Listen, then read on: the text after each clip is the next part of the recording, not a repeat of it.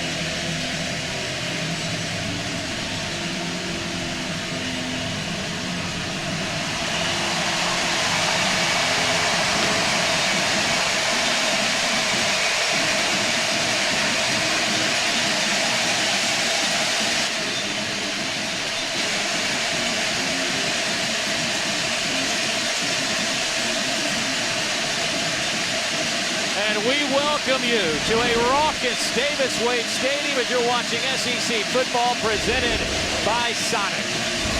This is the SEC on ESPN.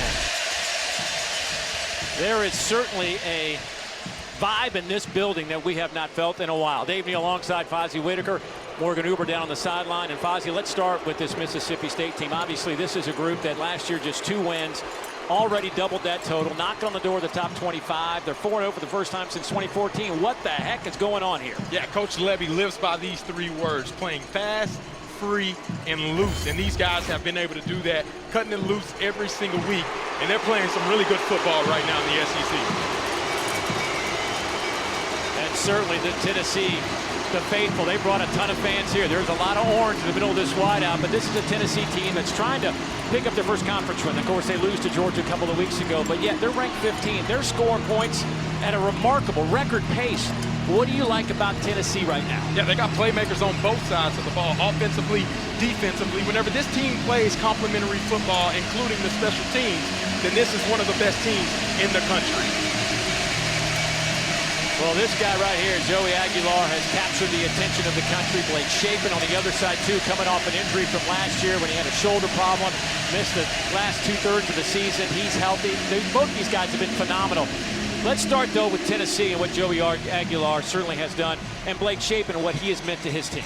Yeah, Joey Aguilar has shown confidence at the quarterback position. You talk about somebody being explosive and having firepower with his arms. That's what Joey Aguilar brings to the table. One of the best deep ball throwers in the nation, and that's why this Tennessee offense is so explosive. On the flip side, Blake Shapen has been that calm, steady hand at the quarterback position for Levy, and by doing what he's been able to do over the past 4 weeks, these offenses showcase why they have explosive, atomic breath level from Godzilla type of firepower. That is a good way to put it. These are 2 offenses that love the big play. They score a bunch of points, and they will score quickly. Well, certainly Joey Aguilar has been a blessing for that man, Josh Heupel, what he's brought to this team, this offense. For more on his story, let's go down to Morgan. Well, it's been a long journey for the 24-year-old quarterback, Joey Aguilar, who didn't receive a single Division I scholarship offer out of high school. His unique timeline includes stops at 2 different JUCOs over the span of 3 years. And before every game, he runs out, takes a moment, sits on the 6-yard line, and reflects on all he's gone through to get here to this point. This week, though, he takes the field with a heavy heart, following the passing of his former App State head coach, Sean Clark. One of the first coaches to take a chance on him, giving Aguilar his first FBS opportunity. Aguilar telling me Clark was a great coach, but an even better person. Through their relationship, Clark helped Aguilar deepen his faith, the foundation that's guided him through all the ups and downs and leading him to Tennessee. This is obviously a huge setting, a huge environment for a young man that played at App State the last couple of years now. He did play at Clemson last year, so he has been in these environments at least somewhat, but I don't know that you've been in one of these environments. Yeah, this atmosphere is completely electric, a little bit different. You get the cowbells going, it makes it hard to communicate on the field, but they're going to need communication if they want to have success.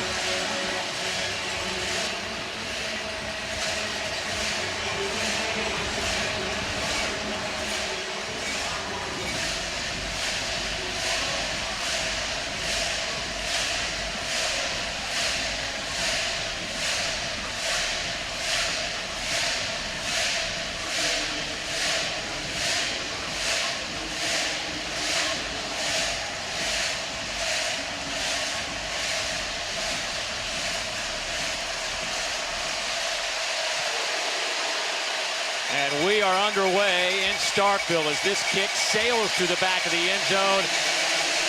Mississippi State won the coin toss. They wanted the football first, and they will have it out at the 25-yard line. Blake Shapen, you see some of the numbers for him. 19 straight games with a touchdown pass, averaging about 221 per game this year through the air. Not his best game last week. Matter of fact, came off the field talking to his coach, Jeff Levy, and said, hey, coach, I just wasn't very good today. And he's like, listen, if you weren't very good and we still won 38-7, 38-10, we did okay. Yeah, Blake Shapen had a tremendous second half. They're going to need to pick up where they left off from last week's game. First down and 10 from the 25. Shapen throws, quick hitter. That one's caught by Jordan Mosley. They're going to mark him back behind the line of scrimmage at the 23-yard line, so a loss of 2 right out of the gate. Mosley's helmet comes off, so he'll have to depart for a play. Checking in is Aiden Williams, the junior receiver, in his spot. Tempo, tempo, tempo for these two teams. Bothwell is your running back.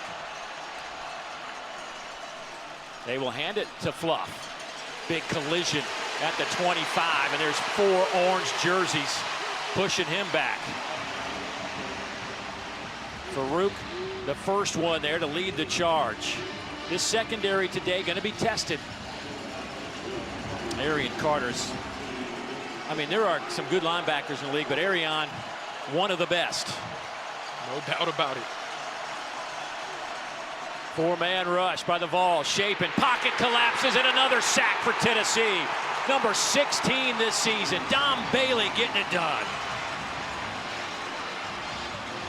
And this is where Tennessee has feasted all season long. 15 sacks coming into this game. 3rd and long is where they like to have their opponents. And you see Dominic Bailey moving and just being relentless at the point of attack, getting their first sack on the day.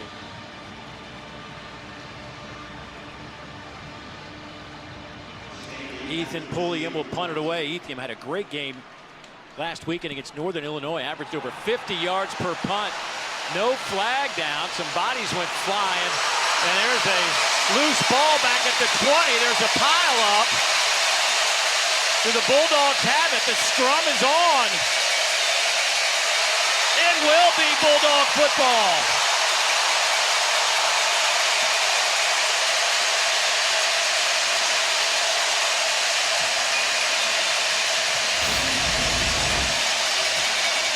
And you see, left-footed punter, the ball spins a little bit differently. Staley's not used to probably catching it from that direction. And then Xavier Gayton, the first guy down there, able to pick it up and obviously create the first big play in this game. It's a huge momentum break for this offense to be able to get back on the field. And now you're doing that in the red zone at the 20-yard line. We'll talk more about this later, but you and I were just talking before the game down the field about the spin off a left-footed punter. You were a great return man, so you understand it. Camario Taylor checks in at quarterback. Little razzle-dazzle now from the Bulldogs. They get it to Anthony Evans, and he'll be close to the 20. Camario Taylor is the freshman quarterback, the true freshman quarterback. They have a little package for him. We'll see him 2 or 3 times, specifically usually in short yardage situations. Here's Shapen now at quarterback. Again, a little end around. It's Camario Taylor. It's a little stiff arm down to the 15. Well played by Tennessee to string that one out. Limit the game to 2 or 3 yards. Carter there making the play. See the substitution opportunity here. Third down. Obviously, Tennessee already showcased what they did last third down. With it being in the red zone, expect Tennessee to bring some pressure, try to get the ball out of Blake Shapen's hands quickly. So third down, let's call it 5. Shapen takes it himself. He's inside the 10. It should be good enough for the first down. Durantine able to make the stop, but it'll be first and goal, Bulldogs. And what a great call by Coach Levy here, using that lead blocker. Blake Shapen going to go get it. Doing a great job picking up the first down. Little pistol formation with Devon Booth behind Shapen. They give it to Booth. He is wrapped up immediately. Joshua Joseph. And there comes some flags.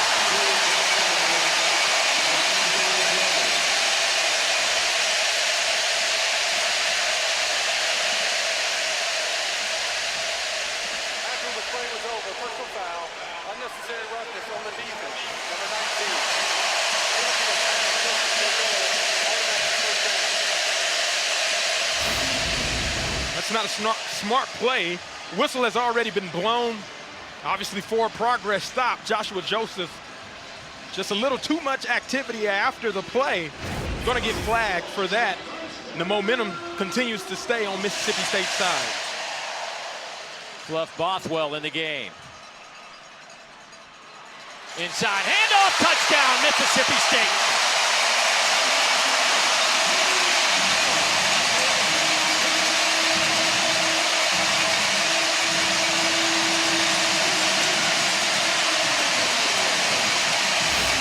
Jeff Levy calls the counter play. Seydou Traore leading up on the best linebacker in the conference. And then Fluff Bothwell does the rest, and he celebrates as they turn what was a turnover into a positive touchdown for the Mississippi State Bulldogs. The 5th rushing touchdown of the season for Fluff Bothwell, the transfer from South Alabama. A big part of this new look offense. When we come back, speaking of offense, we'll get to see this explosive group that's averaging over 50 points a game when we come back.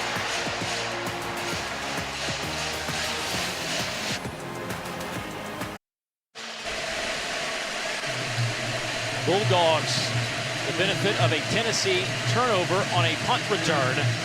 Take advantage and post 7 to take the lead. 11:49 to go here in the first quarter. We are moments away from seeing this high-powered Tennessee offense back on the field after Fluff Bothwell's 5-yard touchdown run. Kyle Ferry's kick will almost went through the uprights. I think everybody's a little jacked up right now. Well, here comes Joey Aguilar and this Tennessee offense. We talk about some of the numbers. It is crazy. 554 yards of offense a game. Second best in the SEC, top 10 in the country. They're scoring 53.5 points. That's first in the league and 5th in the country, and this guy's been their trigger man. Yeah, 200 passing yards in all of his career starts. Then those wide splits, it's a constant in Josh Heupel's offense. Be alert for them to take some shots throughout the day with these high-powered receivers.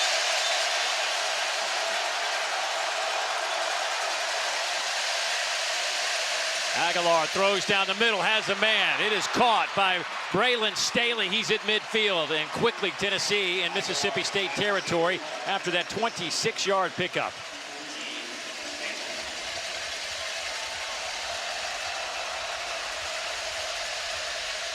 Ball's going fast to Sean Bishop. They get a couple of yards. Three-headed monster in the backfield as Lewis, Thomas, Bishop will all three be very active running backs for Tennessee today. Aguilar's throws a little bit high. There is no flag. There it is. It came in a little bit late. Brazel being covered by Kelly Jones. That is an NFL-type matchup. Number 1. Ball will be spotted at the spot of the foul. First down. Yeah, you and I were salivating about this matchup. 6'4" versus 6'5", one-on-one.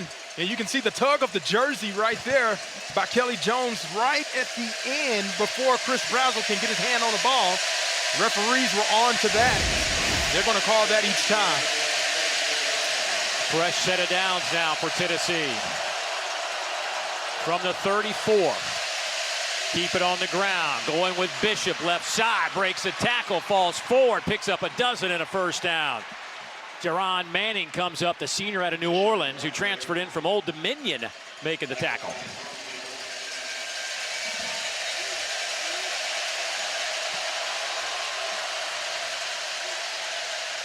Dump it off near side. Kitzelman, the tight end, to the 20. Gain of 3. Dakari Tillman there making a play.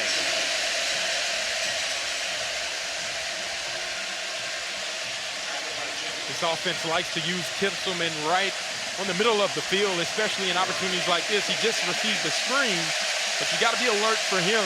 He's a game breaker for this offense.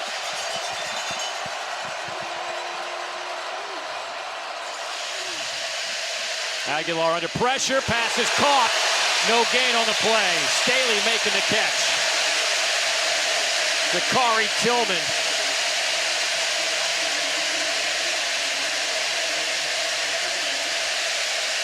Dakari Tillman does a great job securing the tackle. That pressure by the backside safety, Jaron Manning, forced Joey Aguilar to get the ball out quickly. 37.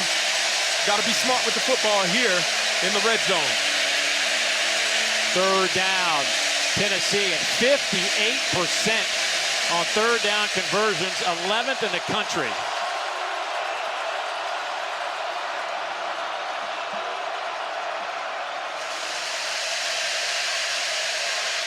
Aguilar passes, dropped at the 10-yard line. Looking for Staley. Manning was right there with him.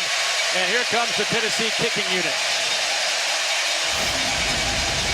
Tight man-to-man coverage. You got pressure by Bam Bam Williams, and Staley just unable to haul that in. That's a catch he should be able to make every single time, and that's 2 times that we've seen Staley put the ball on the ground in critical situations. Here's Max Gilbert, 6 of 7 this year. Hit a 53-yarder against East Tennessee State. This will be from 38. Just inside the near hash mark. The operation is clean. And the kick is perfect. The Vols on the board. Bulldogs lead at 7-3 here in the first quarter.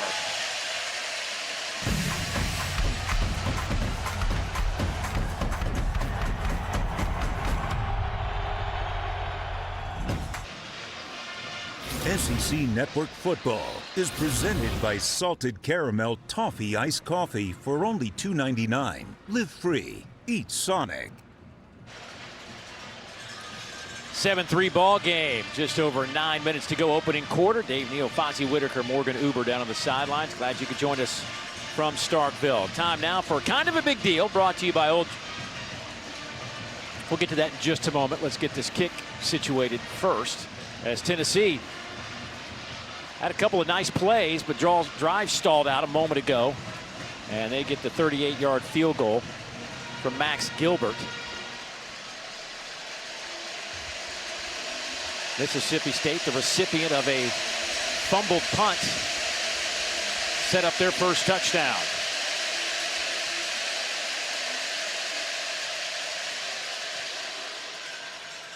This kick will go over the head of Devon Booth. So now it's time for kind of a big deal, brought to you by Old Trapper, and you've highlighted a couple players you can't wait to see today. Yeah, for Mississippi State, Fluff Bothwell already leaving his impact. They have to run the ball effectively in order to set up play action. Joshua Josephs for Tennessee, stop the run on the way to the quarterback, get Blake Shapen off of his mark, and Ty Redmond, the freshman, 4 PBUs and an interception. He will be tested by Brendan Thompson and Anthony Evans and Jordan Mosley on the corner position. Yeah, we talked to Tim Banks, the defensive coordinator for Tennessee, about Redmond. He says he's playing really well, but every team's going to come at him to see just if he can hold up. First quarter, first half, been busy days for Mr. Redmond. First down and 10 from that far hash mark. Devon Booth will start this drive, and he gets the football here, trying to kick it to the outside. And strung out nicely. Colton Hood, the transfer from Colorado, who has been a magnificent. We talk about Joey Aguilar being a big addition. This guy, with the depth issues in the secondary, has been massive. Yeah, and showed up and played big time for this defense. Thompson goes in motion. Chapin keeps it, spins across the 25, gets a yard, so a couple of yards. It'll be 3rd down and 9 coming up. T-Lander there to make another play from his linebacker spot. Boy, this Tennessee defense, they just give up 93 yards a game on the ground now. That's why Fluff Bothwell is so important, being able to open up the rest of the offense for Mississippi State if they can get the ground game going.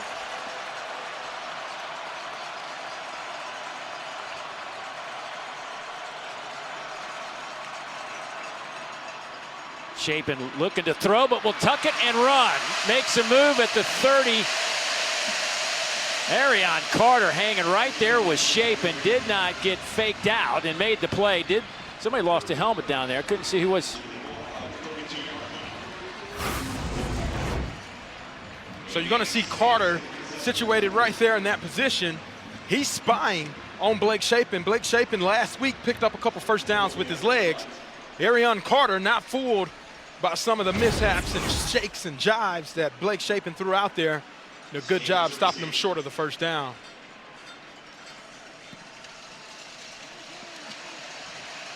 Staley. This one takes a favorable bounce, and he has to let it go. It's going to be down at the 1, inside the 1-yard line. A 67-yard punt from the former Mississippi State Bulldog baseball player who is now a full-time punter.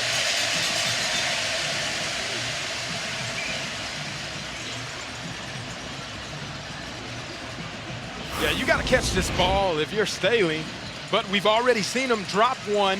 He throws for the fair catch, and then that ball gets away from him. You got to field it. You can't allow those defenders in that ball to keep rolling and now set up your offense inside of their own 1-yard line there. Great punt by Ethan Pulley. The way Tennessee moves the football, they're probably just thinking, hey, man, we just adds to our stats. We got a 99-yard drive right in front of us. We'll see if they can pull it off. Out of the end zone. Thomas. Shy of the 5. Jalen Smith, the former Tennessee Vol who transferred this year to Mississippi State, making the play. You know it's a big day for him. Absolutely, emotions running high. Gets his first tackle on the day, and that probably means a lot to settle him in for the rest of this game. 18 on the year for Jalen Smith, the sophomore out of Grayson High School, just outside of Atlanta. Aguilar, pump fakes, goes deep over the middle, pass is caught. It is caught by Matthews, and he's dragged down barely by Brumfield, or that thing was going to go 95 yards. A 39-yard pickup. You try to get some space from you back in the shadows of your own end zone. That's one way. Throw it up to number 4. But maximum protection allowed Joey Aguilar to pump fake it and then hit his guy downfield to get them 39-yard gain.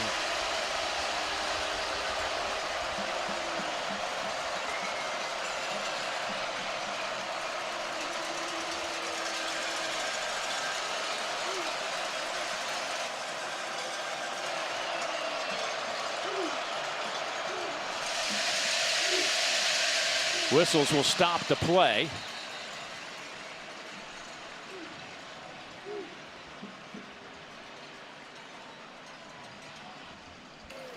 The previous play is under further review, looking for the correct spot.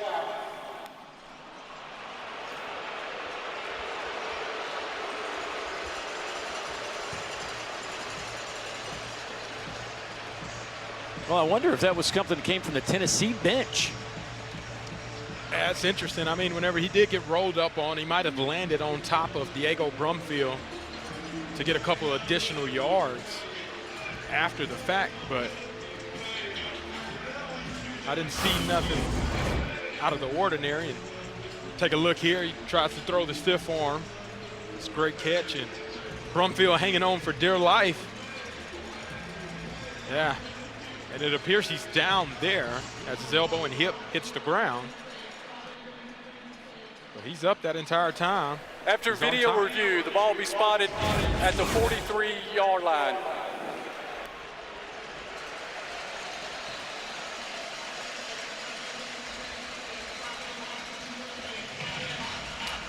So actually, hopefully it wasn't Tennessee that was barking about the spot because they just lost 4. Right. Well, good job by the officials actually catching that.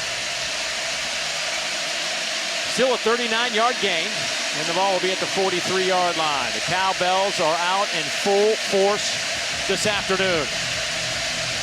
Only the second time Tennessee's ever played in front of these Cowbells. They did it back in 2012, and then back in 1950. They're the only 2 times. Handoff goes to start Thomas. He is wrapped up, maybe 2 on the play. Boy, this defense is night and day from a year ago. They had trouble stopping any and everything a year ago, but so far this team gives up less than a dozen points a game. Aguilar. Boy, this is the dimension that he can really make defenses pay. I think his athleticism is underappreciated across the country by how much he's able to utilize his legs to put the defense in bad situations. You got 3rd down here. Coach Hutzler obviously thinking of a game plan to get Aguilar off of his spot. Pressuring him, especially in 3rd and short, has been successful whenever Georgia was able to do it a couple of weeks ago.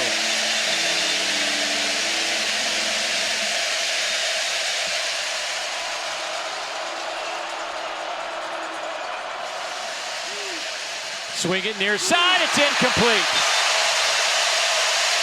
Star Thomas couldn't hang on to it. He saw Brumfield coming at him. Tennessee's only gone for it 1 time on 4th down this year, and they're going to bring out their punt team. They've only gone for it once. That's usually because they're not punting a ton with how many points that they put up offensively. Middle of the field, though, you always have to be alert for any type of fake, as it's prevalent at this point in time.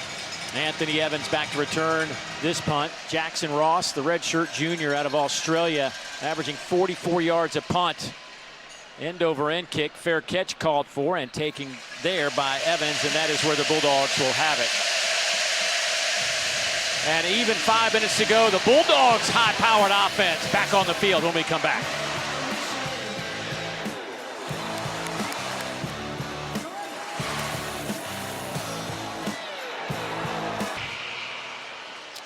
Capacity crowd here at Davis Wade Stadium, Scott Field. Bulldogs lead it 7-3. 5 minutes to go, first quarter. Quick hitter to the outside. They get it to Mosley. Makes another reception, a gain of 6.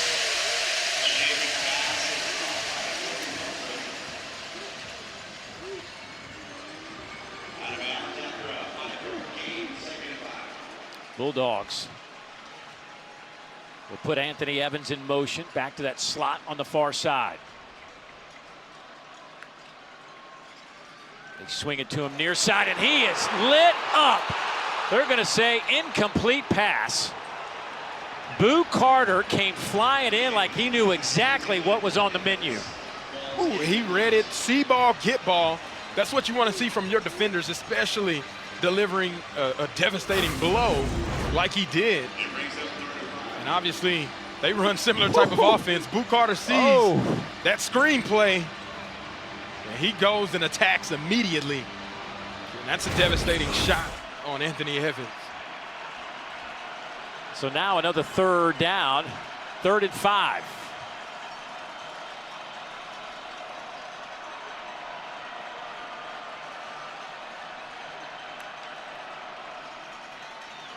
Pocket collapse. Pass is picked off. Colton Hood will high step it into the end zone. Touchdown, Tennessee.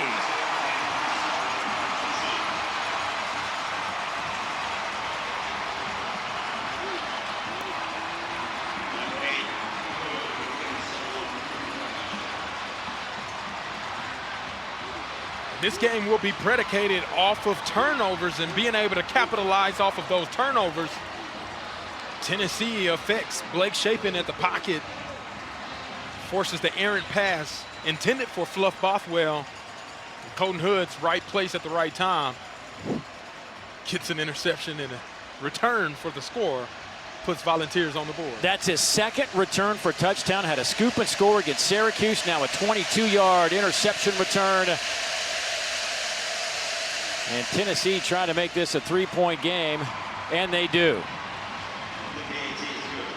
We talked about Colton Hood and the value that he has brought with him, the former Colorado defensive back who actually started his career at Auburn. But man, what a difference he's made. Yeah, and you can see Blake Shapen. Dominic Bailey back there again, passes a little inaccurate over his head. Tips and overthrows, we always say, end up in bad situations. And Colton Hood right there to be able to take advantage of that bad situation for this Tennessee defense to put them on the board. First touchdown for the Volunteers.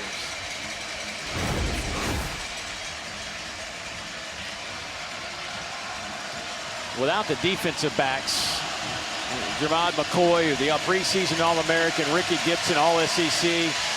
They expect to have McCoy back at some point this year, but it's just week to week. We'll see how it's going kind of thing. But when you lose those two guys, the question was who's going to step in? Colton Hood has been that guy. Yeah, and whenever we had a chance to speak with Coach Banks, defensive coordinator, he mentioned that he really likes his guys.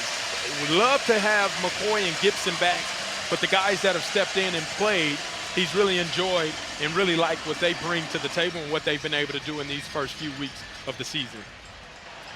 The injured Tennessee player, after that extra point, Bennett Warren, one of their backup tackles, a redshirt freshman out of Houston, Texas. They have been attending to him.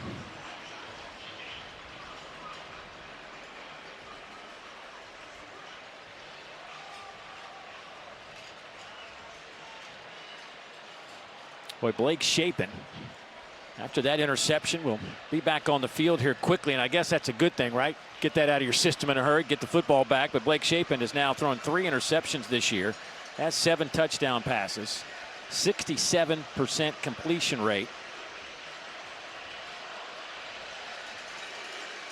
I spoke about it earlier about the game plan with this defensive line, stopping the run on the way to the quarterback. Dominic Bailey was the reason why Blake Shapen had to throw that ball a little inaccurate and behind where Fluff Bothwell was intending for it. And that's what that defensive pressure can do. Well, that's 6'7", 325 pounds, limping off that field. Hope that is nothing serious for Bennett Warren.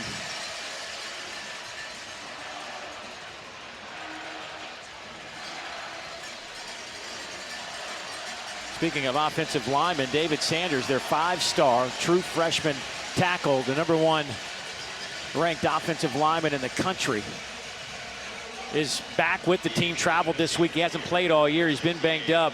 Josh Heupel telling us last night at our meetings that he expects him to get some snaps. What a way to break into your SEC career on the road here in Starkville. So we don't know how much, but we expect to see the 5-star tackle on the field here for at least a few snaps this afternoon.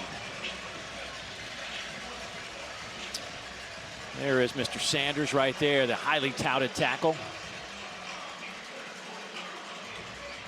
Josh Heupel, they've been so good inside Neyland. The road games have not been as successful, and of course, certainly you can imagine that. They're not playing a lot of non-conference road games. They're all in the league, and it's, as anybody will tell you, I don't care what it looks like. If you get a road win, celebrate. Absolutely. It means a lot. It truly does. This kick boomed out of the back of the end zone. So Blake Shapen now back on the field with this offense. Mississippi State's having some trouble on first down, getting themselves decent down and distance on 2nd and 3rd down so far. Give credit to Tennessee for that. Yeah, and that's something that you and I talked about even last week while we covered their game against Northern Illinois. The focus was to be good on first down, to set them up for 2nd and manageable and obviously 3rd and short types of situations. They haven't come across that quite yet. Expect the focus to be better on first down on this upcoming play. 1 of 4 on 3rd downs to start this game here in the first quarter. We've got 4:19 to go. Haven't seen any of those deep shots yet from Mississippi State. Shapen hit immediately and dropped at the 20. Tyree West just said hello to Blake Shapen, a loss of 4.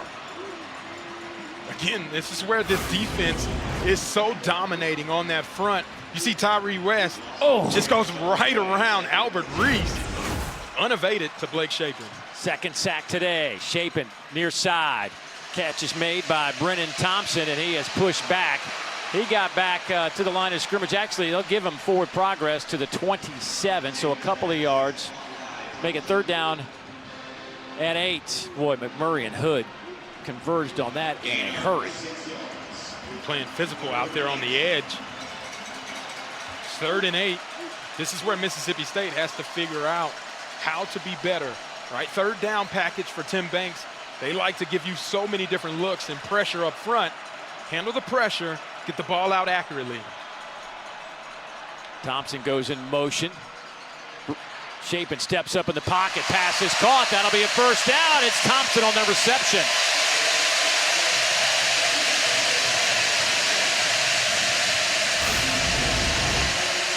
There you go. Great pressure up front by the offensive line. Make a great pocket. Brennan Thompson comes down with the catch for their 2nd 1st down of the day. Time going up top, looking for the speedster. Thompson had it and dropped it. Oh, the young man who runs a 10-1 100-meter and a 4.3 40 beat everybody but couldn't hold on to the football. You were wondering when they were going to take their shot. Well, after a big 1st down completion, that's the time, and they get the matchup that they like. Oh, Brennan Thompson just could not bring it in, and that's been an opportunity missed that we saw too often happen in the 1st half last week as well. 2nd down and 10. They'll run it. Here's Booth, breaks a tackle, breaks another tackle. There's a flag that comes in behind the play. Booth will take it to the end zone, 62 yards. I think this one's going to come back, though, Dave. It appears to be a holding right on the edge where Booth was able to run and find some daylight.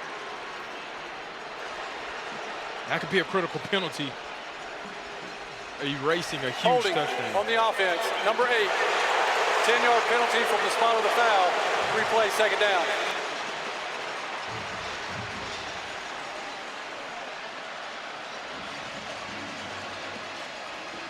We're going to take a look here where Seydou Traore is on the edge trying to make sure he secures the block for his running back. He gets too much jersey, and whenever the defender turns up to try to take on the runner, you got to be able to let go and push him.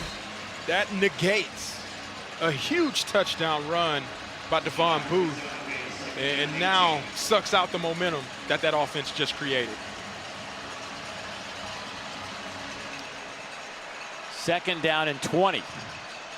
Anthony Evans goes in motion. 3 receivers to the far side. Bothwell makes a nice move. Big run by Fluff. Out over the 40 to the 45. Arion Carter makes the tackle, but a gain of 15. So now you got a 3rd down and manageable distance. Absolutely. They ran the exact same play. Fluff Bothwell now makes the safety miss. Now you got 3rd and manageable. Playbook is open to you. Protect Blake Shapen at all costs, though. Bothwell at 5'10", 230 pounds, stays in the game behind Shapen. They'll stack a couple of receivers on the far hash mark. Handoff, Bothwell, big collision right at midfield. That is a 1st down, ran right into Jeremiah Thielander. We just told you that was 230 coming at 230. Shapen looks left and sails that one into the Tennessee bench. Boy, one thing I've noticed watching Blake Shapen play this year in person and on tape is the spin on his football is like nothing I've seen this year. I mean, it is tight. It is very tight. It helps increase the accuracy, less drag if we want to get scientific behind it. But he has a very tight spin. Hard to catch a tight spin ball or not? It depends on the velocity. No spin here as they give it to Booth. Colton Hood brings him down. That's a gain of 5.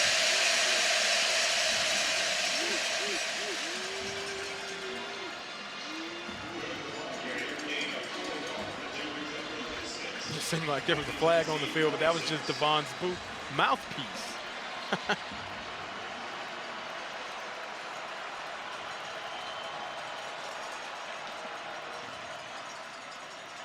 Chapin throws, quick slant, hits Brennan Thompson at the 30-yard line. First down, Bulldogs. That's 16 more yards. McMurray and Beasley back there in coverage. Yeah, Blake Chapin takes the hit for this, but delivers an absolute strike. And Brennan Thompson catches it for another first down. Booth.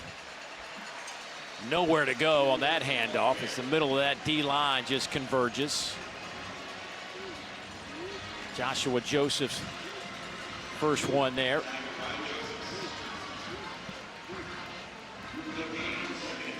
Under a minute to go in the first quarter. Both teams have turned it over once and resulted in touchdowns. 12th play of this drive. Boy, nice throw. Anthony Evans on the reception, but he will be shy of the line to gain inside the 25 at the 24. So it'll be third down. And starting left tackle Jarvin James actually goes out because his helmet comes off. Be alert for that left side. The guy that hasn't been in there yet, trying to hold up against some of these big-time pass rushers. Yeah, Jimothy Lewis checks in at left tackle.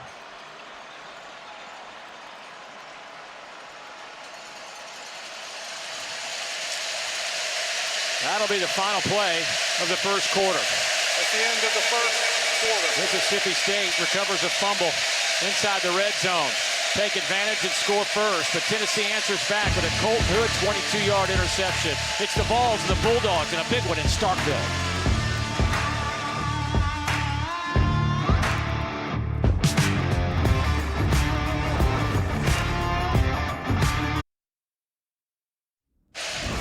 This is the SEC on ESPN.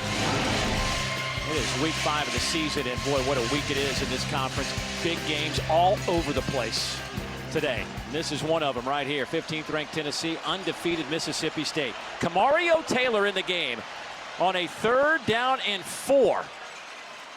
Taylor working the left side, makes a couple of moves, gets a little help from his offensive lineman.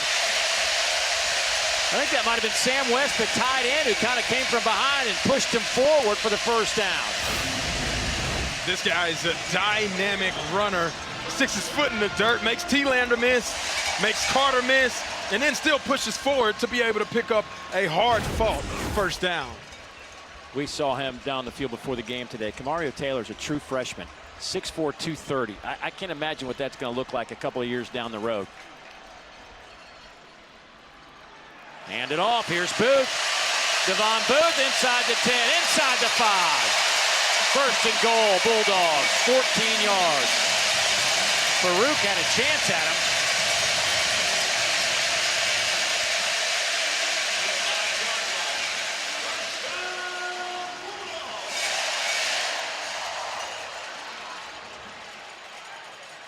They'll go with Booth again, trying to kick it to the outside, and he does. Touchdown, Mississippi State, and there are no flags.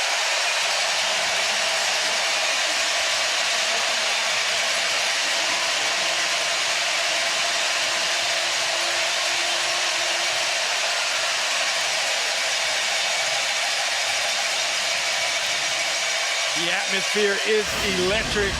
Devon Booth shows you why he's a big play back. Stiff arms Dominic Bailey to get into the end zone. This one is not called back. Puts Mississippi State up. Point after up and good. And Mississippi State back out in front. It's 14-10, 13:53 to go in the second quarter. Time to get our first update of the afternoon. Dari, tell me what's going on. Dave will do. It is time for our studio update brought to you by Bayer. We go to Oxford. LSU and Ole Miss Rebels down 7-3. Completed pass. Looks like they're close to going in, but LSU punches the ball out. Whitweeks recovers in the end zone for a touchback. LSU still leads. Thank you, Dari. It is, I would say, rocking would be a good word. Thunderous is another word that comes to mind. I mean, these students, they were here the moment the gate opened up. I don't know if it was an hour and a half, 2 hours before the game, but this student section was filled up before players even got on the field to warm up. And the cowbells were ringing nonstop. I think that's probably the most impressive part about it, was that they haven't stopped ringing those cowbells since they've arrived into the stadium. Well, they had a chance to kind of practice earlier this year. Arizona State game, what a thriller that was. It kind of gave this program a little kickstart here in 2005, and they are just dying for some good quality football.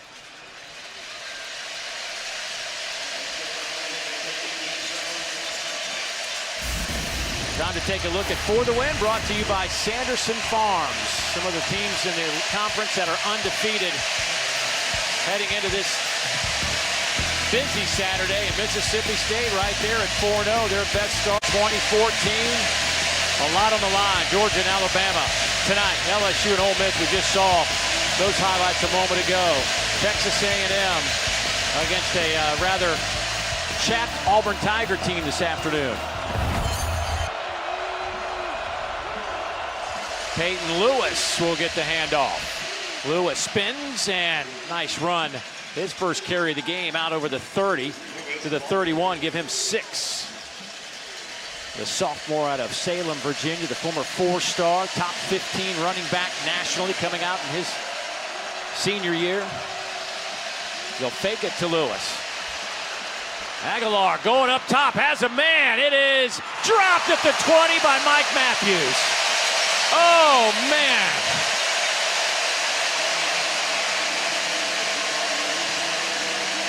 He had a couple of steps on Manning and just dropped it. Yeah, double move, and Mike Matthews just loses sight of that ball, trying to catch it over the shoulder. It's not an easy catch, but one that Mike Matthews has made all season long.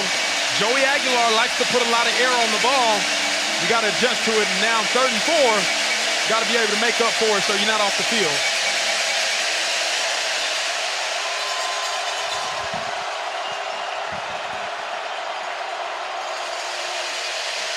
Bulldogs bringing 5. They catch him in a little blitz. First down, Tennessee. Great play call. Chris Brazel making the catch. Peyton Lewis came up with a huge block on the blitz. First down and 10. Here's Lewis. Cuts it back. Lanier with the tackle. That's a gain of, give him 7.5, maybe 8. It's all said and done. Yeah, closer to 7.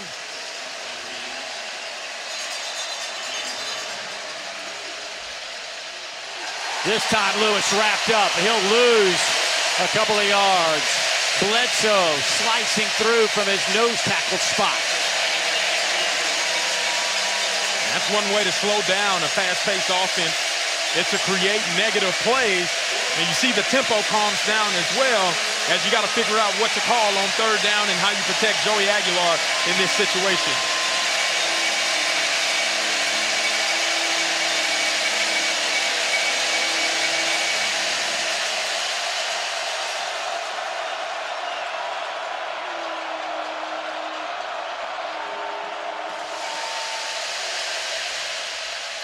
Some miscommunication, incomplete.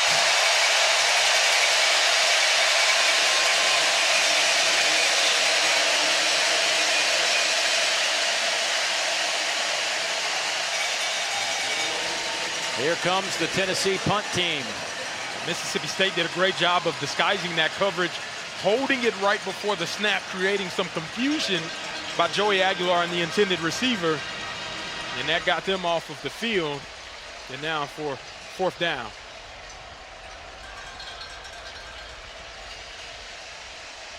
Jackson Ross.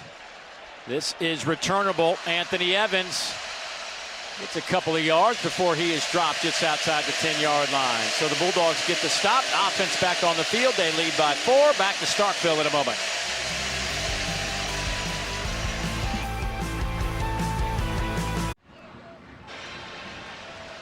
And we welcome you back to SEC football presented by Sonic. A 14-10 game. Bulldogs just outside of the top 25. They are, if you go by the votes, the points, they are like 27th in one poll, 28th in another. Certainly trying to sneak into that. They haven't been in the top 25 since 2022. Meanwhile, Tennessee under Josh Heupel, that's just kind of like they just live in the top 25, trying to make a back-to-back appearance in the college football playoffs. 11:51 to go. They'll go handoff to Bothwell, and well, he's a load to bring down. He'll pick up 8 the hard way. Just physical running from a guy named Fluff, who was originally nicknamed Fluffy. They shortened it to Fluff. They'll give it back to Fluff. I'll tell you right now, Dave, there's nothing fluffy about his run style whenever he lowers that shoulder. And if you're curious, Fluffy was his original nickname by his mom because he was an 11-pound baby. And she just thought he looked so fluffy. Well, after a while, she just shortened it to Fluff, and it stuck. Handoff to Bothwell. There goes Fluffy. Gain of 20.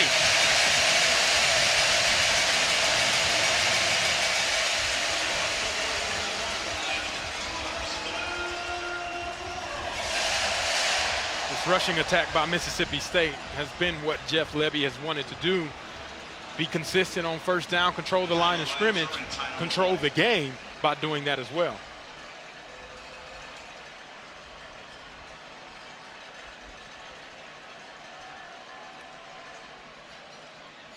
Shapen steps into that throw. Has an open receiver, Mosley. He's inside the 40. That's a gain of 16. Working on that freshman, Ty Redmond.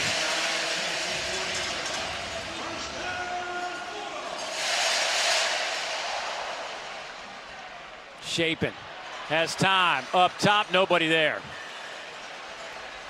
That might be intentional grounding. Miscommunication on the route. Shapen gets hit by Joshua Josephs in the backfield as well. And they deemed the receiver was in the area, so didn't call intentional grounding there. Boy, Josephs has had a couple of good, clean shots on Shapen here in the first half. It'll be second down. Shapen, boy, throws a seed, only a gain of a couple. That one goes to Cam Ball, the tight end. During time on the coverage for Tennessee. It's a 3rd and 7.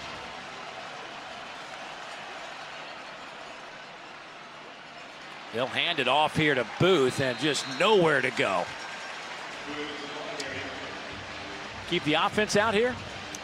I think you take the points while you can. You're going to need as many points as possible to win this game, is what we think with these prolific offenses.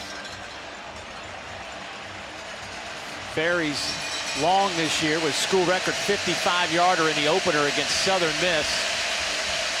This one's right around the 34, so you're looking at a 51-yarder. 50-51. We'll see where they spot it. Looks like it's right on the 41. So Ferry on the year, perfect 4 out of 4. Kick is on the way, and it is perfect. 51-yarder.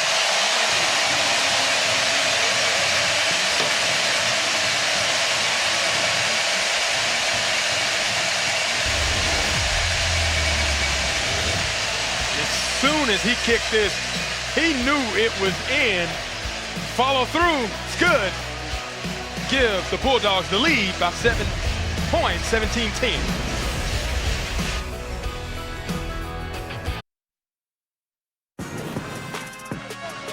Joey Aguilar, tell you what, he's had a remarkable journey to this point. Started in junior college for a couple of years, then went to Appalachian State, and, I mean, lit it up for the Mountaineers. Then goes to UCLA, one final shot at it, but then, of course, we all know what happened there. Basically, a trade occurred with Nico Iamaleava, and he comes to Tennessee and had very little time to get used to this offense. And you would never know it. It is crazy to think of how he has performed under the circumstances.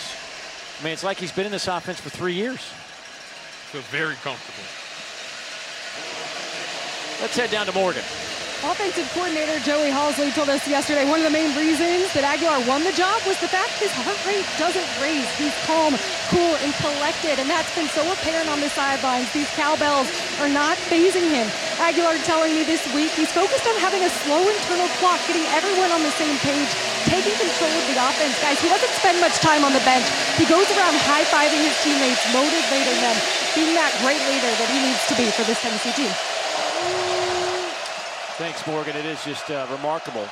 It is a long season, his first road trip as a Tennessee Volunteer quarterback. I guess you could call Atlanta their opening game a road trip, but not in the hostile territory quite like this. Well, there is Brennan Thompson, who is heading back. That is the elite receiver for Mississippi State, who is heading back to their locker room. And we will obviously stay on top of that one. That is huge After the play was over, personal foul, unnecessary roughness, number 21 on the defense. 15-yard penalty, automatic first down.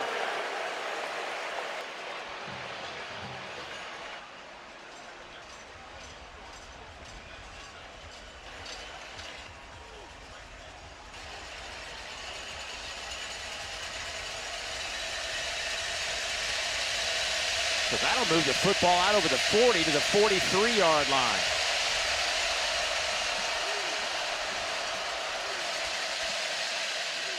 Over the middle, Chris Brazel. Down to the 30-yard line. Another quick hitter, but there is a flag in the backfield. Everybody rushing to the line of scrimmage. I think this is going to be roughing the passer. Personal foul, roughing the passer on the defense, number 40. 15-yard penalty will be added to the end of the run. Automatic first down.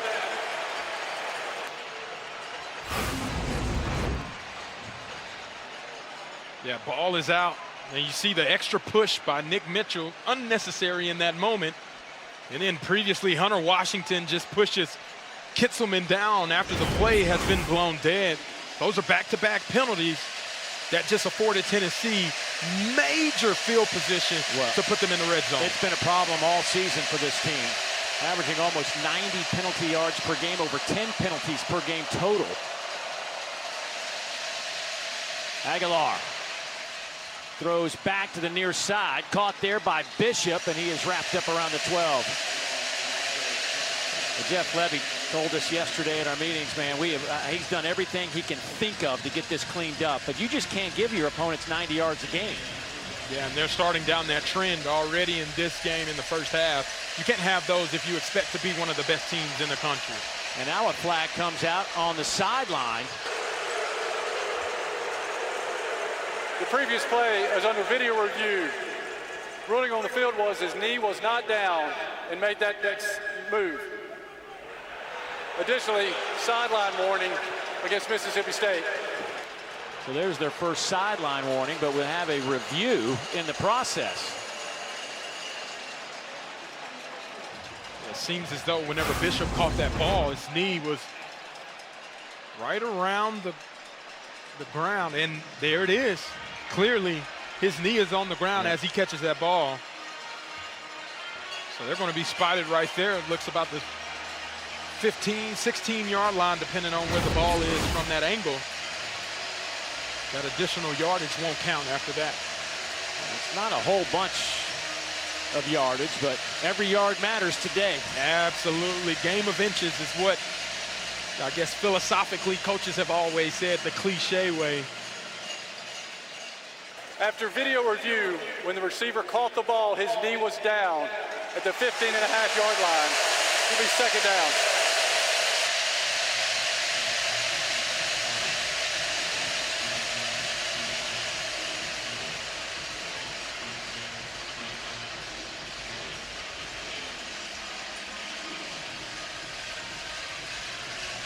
Second down and 10.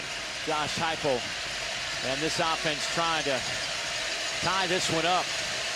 They are in the red zone. They have been really good in the red zone this year. 22 of 24 coming into this game. They scored 19 touchdowns in those 24 opportunities. That is a high level rate.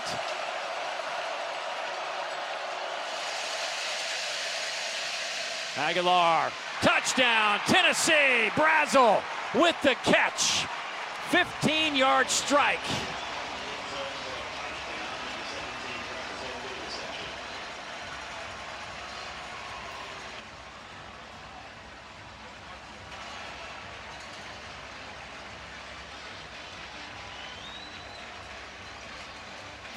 That is number 7 this year for Chris Brazel II.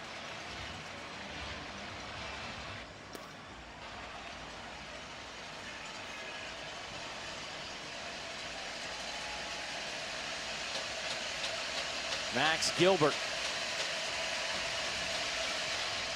will tie this one up at 17 with 7:25 to go here before halftime. Yeah, and you see Joey Aguilar counts the box. He likes this matchup one-on-one with Chris Brazel to the right, bottom half of your screen. They read run, and he takes it over the top. Joey Aguilar has been phenomenal in the red zone. Tennessee ties the ball game up.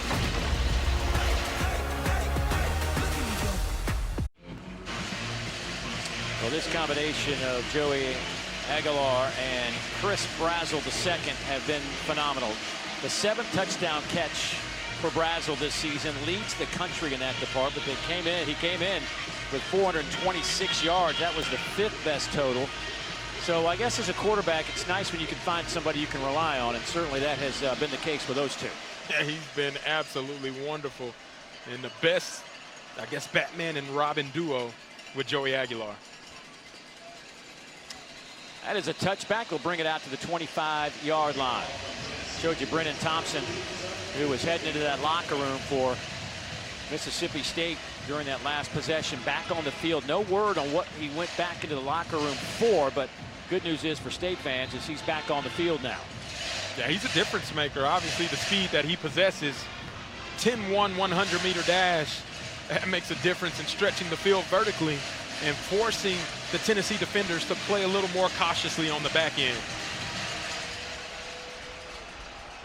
He was also clocked at over 23 miles an hour during a practice this summer. They'll hand it off, though, to Bothwell, who's had a heck of a first half. Fluff picks up 8 hard-earned yards. He's averaging over 7 yards a carry.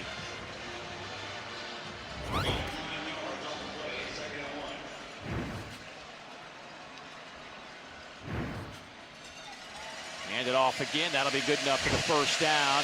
At the 37, Jordan Burns, the redshirt freshman linebacker, making a play.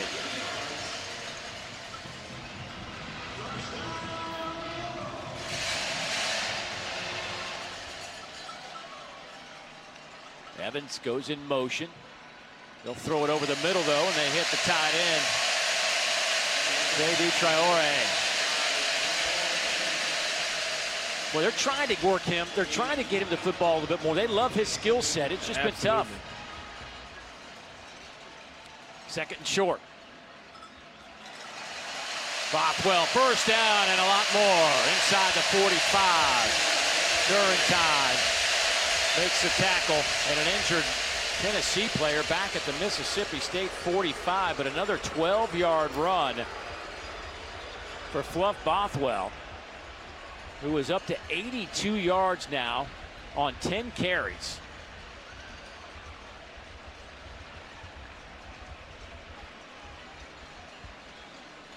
You never want to see this happen in a game where your defenders, already Tennessee has been struggling at the defensive line position from a depth perspective with some of the injuries that they've had, and having Tyree West go down, that's a huge blow to this defense if he's out for a sustained time.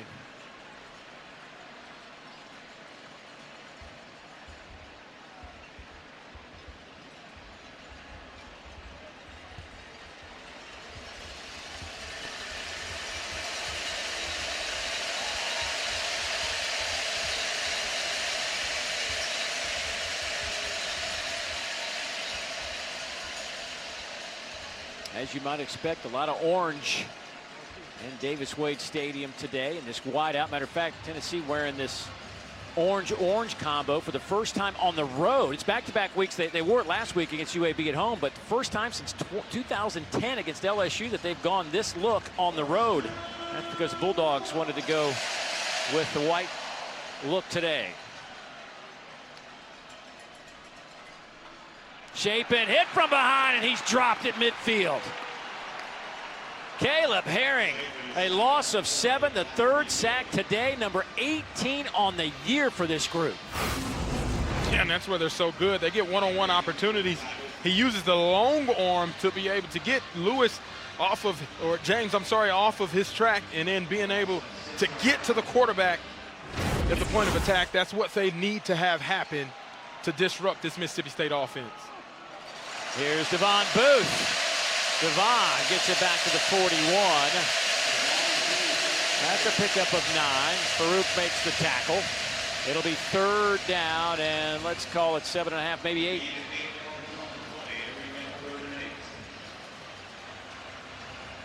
Mississippi State today on 3rd downs, 5 out of 9. Boy, there are 8 in the box right now. Tennessee bringing 5, and that's just enough. Caleb Herring again getting there first, a loss of 7.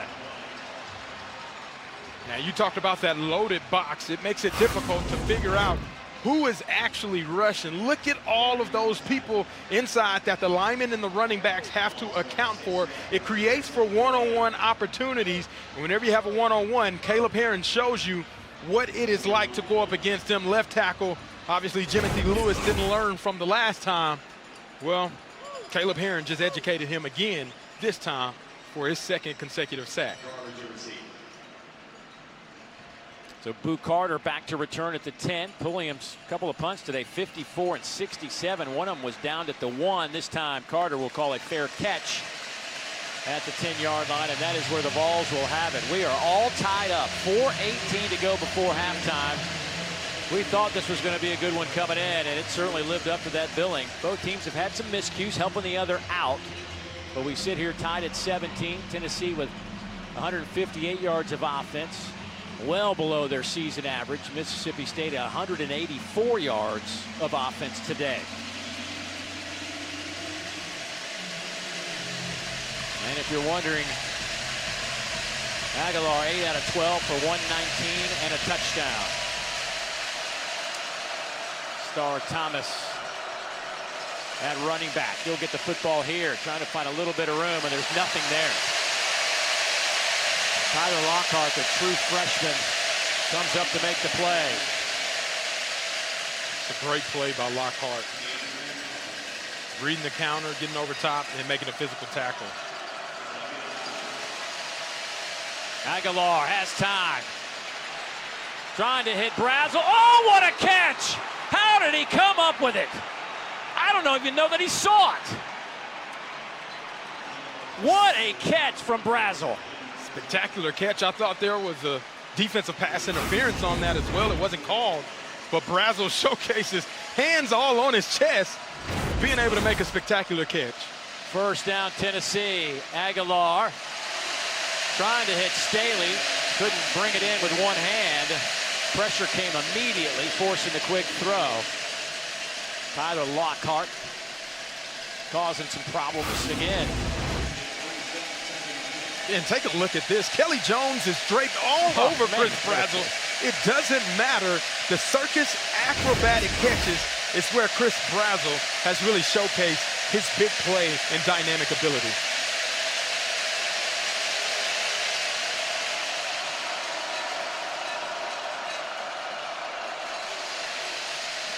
Dropping 8, rushing 3 over the middle. Pass is caught.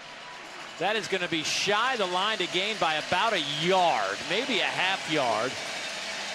3rd and short. Tennessee to the line in a hurry. Flags fly all over the place. I think it might have been the tight end, Kitchelman, who 72 on the offense. 5-yard penalty. 3rd down.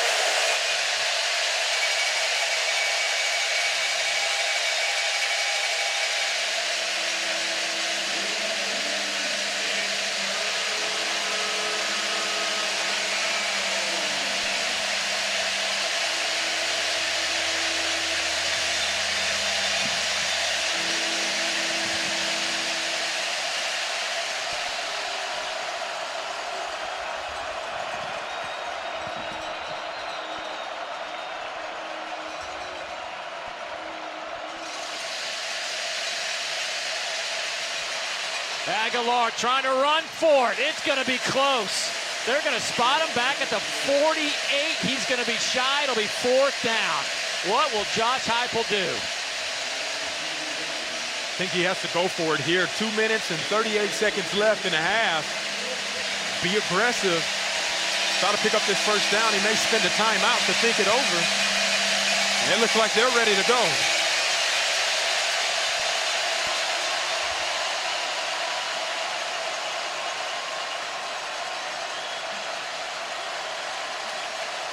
The play clock is going to run out before the game clock hits 2 minutes.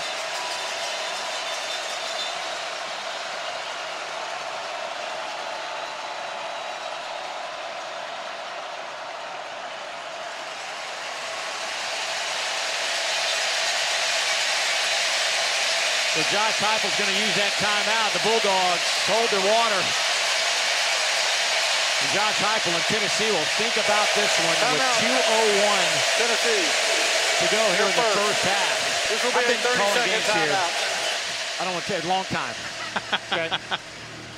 I mean, going back to, I think, 1998 might have been the first game I called in this building. I cannot remember a game that I've been here where it has been this juiced and loud. It's been a while. It has definitely been a while. I know there have been other games in here, but this one has been up there with the noise. I think it's attributed to the belief that Jeff Lebby has been able to create.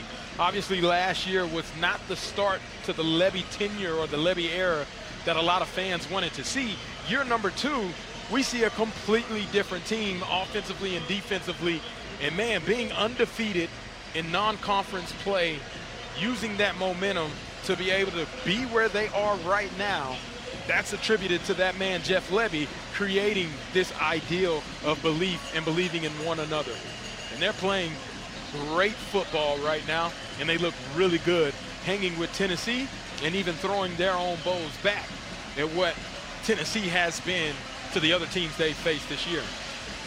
So if you're the Vols, you've got a 4th down here and a couple of yards. They've only gone for 1 4th down this whole season. Obviously, there haven't been much of a need when you're hitting 50-yard plays for touchdowns, right? Yep.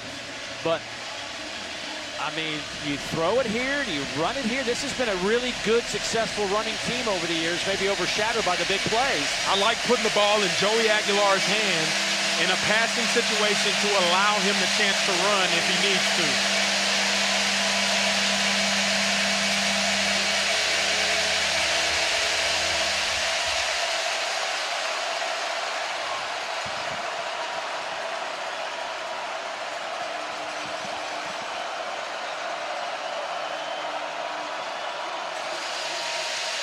Blitz comes, they pick it up. Pass is caught, big play, Star Thomas inside the 30. A gain of 20. Brumfield had to chase him down. Timeout. And that'll get us to the 2-minute timeout. How about this play call? Yeah, what a play. Josh Heupel expecting man-to-man coverage. Able to sneak Star Thomas out of the backfield across the formation. Stiff arm picks up a big first down. Puts them in striking range after the 2-minute timeout. Great look at Davis Wade Stadium here in Starkville, tied at 17, the Volunteers and the Bulldogs. You see our game summary. Boy, Tennessee's offense picking up the pace on this drive. Looking at a 1st down and 10. Pressure comes. Aguilar dropped. Avoided the first man, but then couldn't avoid DJ Reed.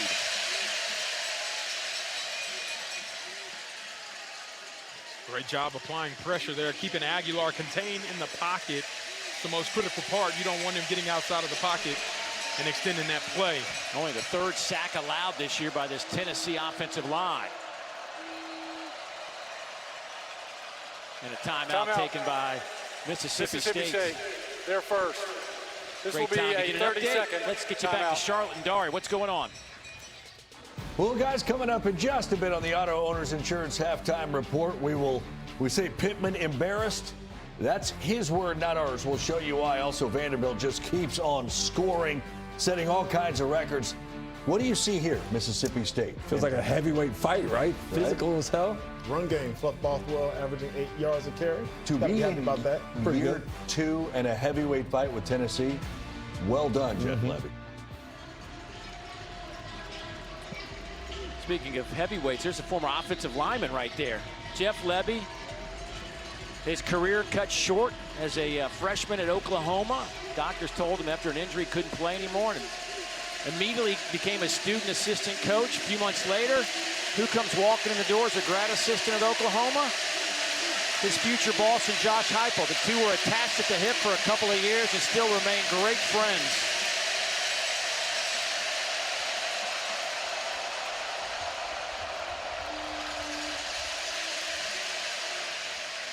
Oh, not a good throw by Aguilar. Trying to hit Kitzelman, the tight end. That one looked like it might have got away from Joey. Yeah, that's a rare miss that we typically don't see have happen with how accurate Joey has been. That incompletion forces a 3rd and long.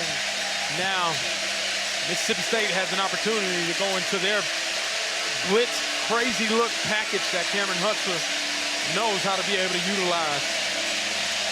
Coleman Hutzler, sorry.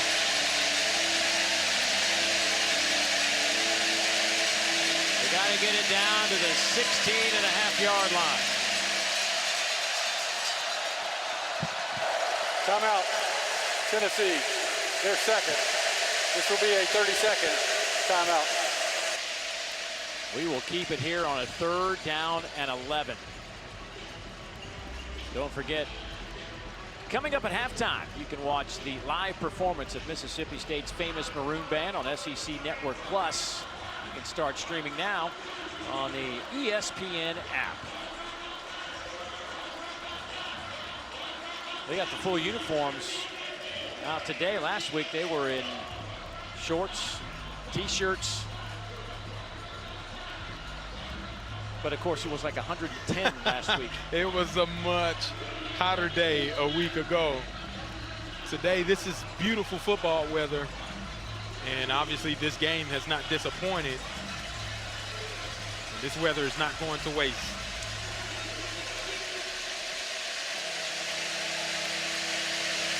There is Josh Heupel, the mad scientist offensively, working against Coleman Hutzler's defense.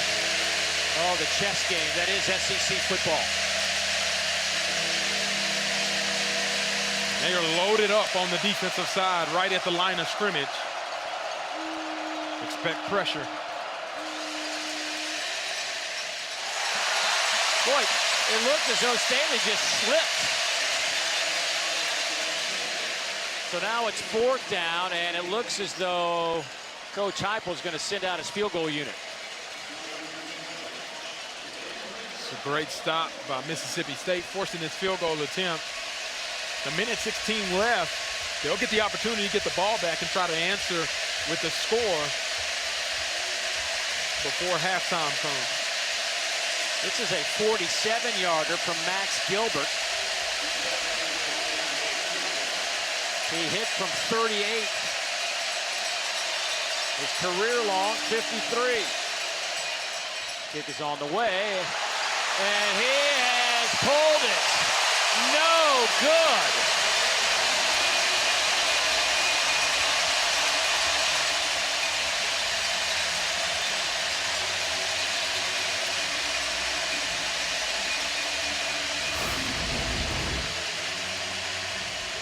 You're going to see he gets back there. Gilbert, timing, operation looks to be good. He just pulled it wide left. And that's the momentum in the break that Mississippi State was looking for. A minute 11. Jeff Levy's like, that's how you hold. Now let's go finish putting some points up on the board before halftime comes about. Couple of timeouts left for Mississippi State.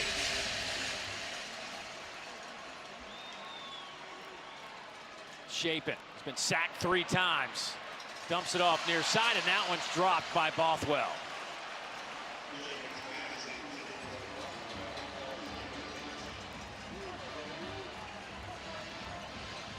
This Tennessee team with 3 sacks on the year. They came in top 6 in the country in sacks.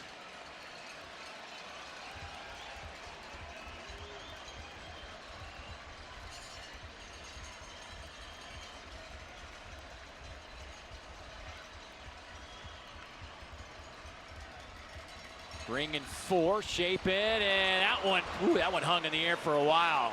McMurray over there looked like he just kind of mistimed it. Might have had an interception. It's a dangerous throw right there. Blake Shapen going through a couple of his reads. Throwing that late from the opposite side of the field usually ends up in turnovers, and McMurray gets his hand on it, but wishes he had that opportunity again. Vols have 4 interceptions on the year, one of them today. Colton Hood with a 22-yard pick 6. Here's 3rd down and 10. They'll hand it off. They'll go with Bothwell, and he'll be shy of the line to gain by a yard, maybe a yard and a half. Durantine back there making a play.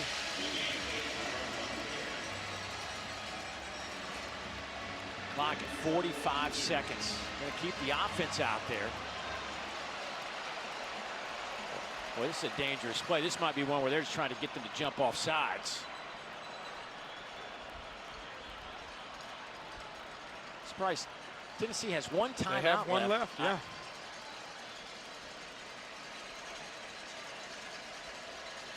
Well, I'm not sure why you don't call that there. Force the hand a little bit. I don't think they wanted to give Jeff Levy time to think of a play to pick up a first down. Well, you get the Timeout. stop, and you're giving you 3. Mississippi State, their second. This will be a 30-second timeout. You can't take your timeouts with you.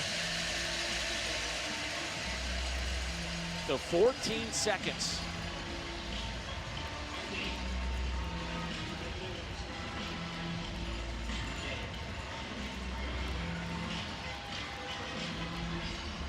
Tennessee has put together 224 yards. This Vol offense came in producing 554, 7th best total in the country. Mississippi State 193 yards of offense. They came in putting up 444, top 40 in the country. Both these teams have been scoring in bunches. Almost 40 points a game for the Bulldogs, and a shocking 53.5 points per game for that man's offense. So Pulliam will punt it away. He's had a couple of boomers today.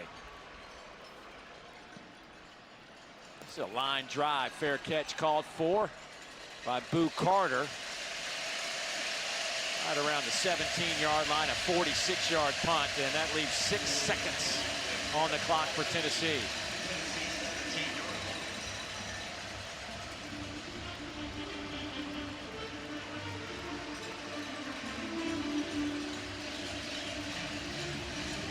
What do you make of the first half? It's been a battle.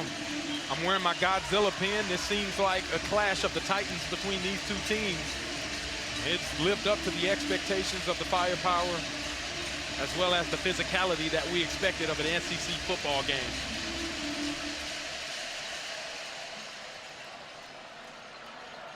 So Tennessee going to just run this clock out, and everybody's going to get to the locker room, and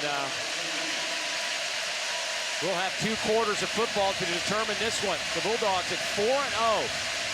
Haven't been in this position since 2014, and the 15th ranked Vols trying to pick up their first conference win of the season and stay in that college football playoff discussion. Let's get you down to Morgan. Coach, how has your rushing attack found success here early?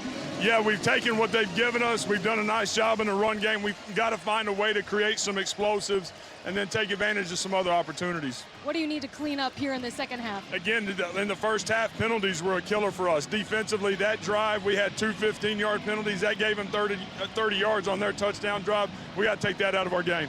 Thank you, Coach. Thank you. Well, we are tied at 17 after 30 minutes of football. Time now to get you to our studios for the Auto Owners Insurance Halftime Report. Dari, it's all yours. You're watching SEC football presented by Sonic. A gorgeous day in Starkville. 30 minutes in the books between 4-0 Mississippi State, 3-1 Tennessee. The opener in the SEC for Mississippi State. Meanwhile, of course, Tennessee trying to pick up their first conference win after losing to Georgia a couple of weeks ago. This is one of those games we thought it would be kind of a heavyweight fight. People questioning, like, how would Mississippi State play? Their first true test of the year, if you will. Arizona State was a good one, but this is a conference test. And as we take a look at our secret recipe brought to you by Bush's Grill and Beans, what did you make of the first half, and how did we get here? Well, it's been about the turnovers and taking advantage of some of the miscues that have transpired. First drive, you got the drop punt, and then Mississippi State takes advantage. Fluff Bothwell goes into the end zone, and then vice versa. You take a look.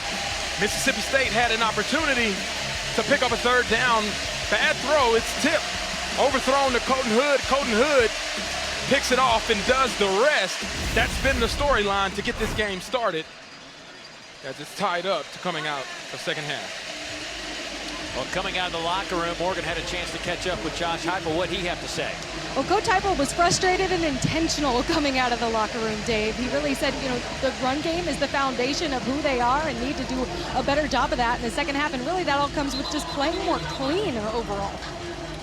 Yeah, you know, there were some missed opportunities. Both teams really missed some big play opportunities, and that's been kind of their calling card here in the first month of the season. Yeah, and usually running the ball is what sets up the offense for Tennessee. Only 38 yards rushing in the first half. That's uncharacteristic for this offense to be running on all cylinders like we've seen it over the past few weeks. Ball's will start at the 25 near hash.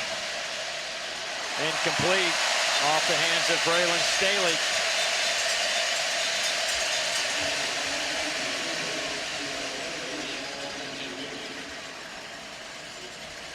In that first half for Aguilar, 11 of 19, 181. That touchdown.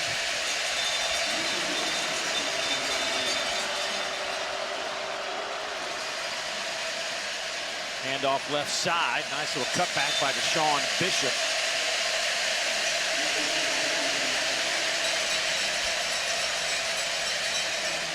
Hunter Washington is the injured player for Mississippi State.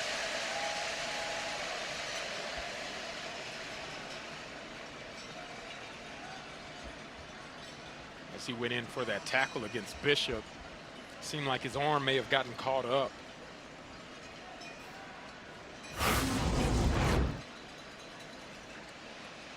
He tries to reach out and make that tackle for Bishop.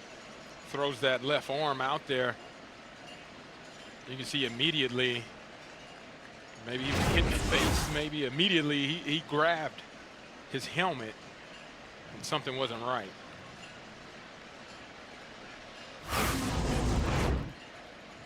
Take a closer look again, trying to get Deshaun Bishop down, who's a bowling ball himself.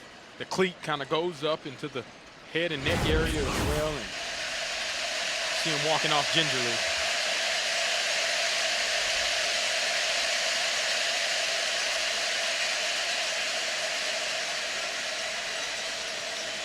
The transfer from Florida State came into this game with 16 tackles and a pick.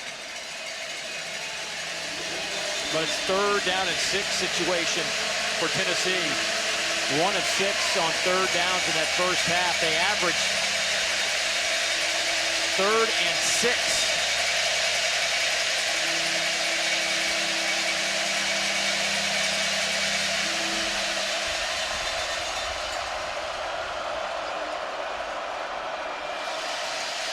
Bulldogs bringing 4.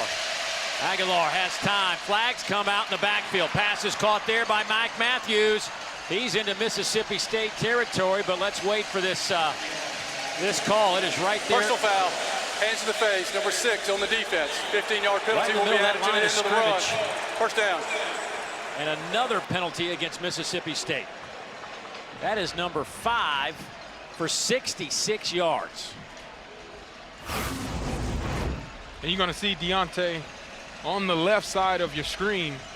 His hand just rises up at the end of that rush and gets into the helmet area of that right tackle. And officials do a great job of officiating that and calling the penalty and tacking on additional yardage to that Mike Matthews catch.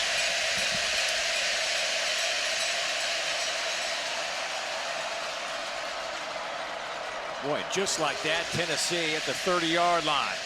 They'll give it to Bishop. Not much there. Calvin Dinkins kind of finishes off that play. I love when I see a guy wearing a number like 35 that's 6'2", 320 pounds. They make you have to double check. Is that a linebacker? Oh, no. That's definitely a defensive lineman.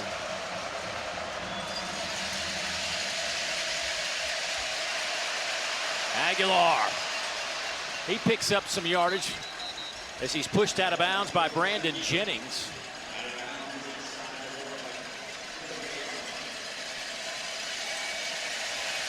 That's a smart play by Joey Aguilar, talking about the calm, cool, and collected. Instead of throwing the ball away, picks up some yardage, makes it more of a third and manageable situation here. And expect Coach Hutzler on the defensive side to try to heat up Aguilar and make him uncomfortable in the pocket. Be alert for a screen at the wide receiver position or the running back position and maybe be an answer.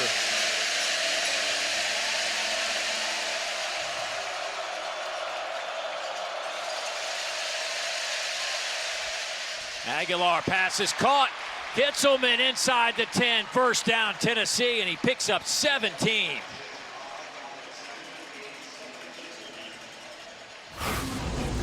That'll quiet the crowd for a moment. Yeah, one-on-one with Manning. A phenomenal route. Little short, skinny post. Breaks the opposite of his leverage and picks up a big first down in the red zone. Yeah, it'll be 1st and goal from the 10. They'll throw it to the outside, and a good play on the perimeter. Mike Matthews hit immediately by Diego Brumfield.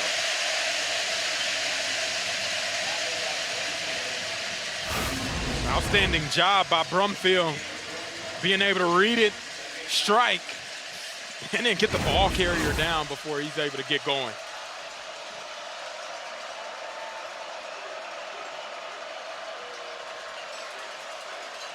Well, they got one-on-one down here on the near side. They're going to go to the far side into double coverage over there. Bam Bam Williams able to put the hit on Aguilar.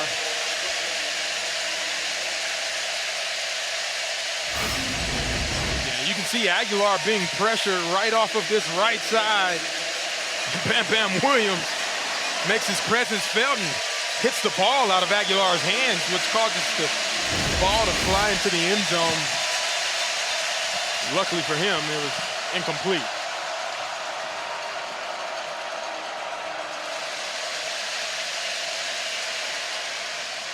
That one's just thrown up in the end zone. Out of play. Manning got his hands on it, but Aguilar just trying to throw that one away. Good defensive stop there by the Bulldogs.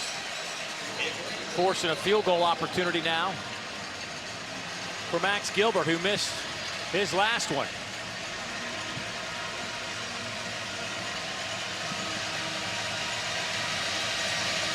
Well, that's Manning down, but he is out of play. Let's see if they slow the game down for a moment as Duran's being attended to.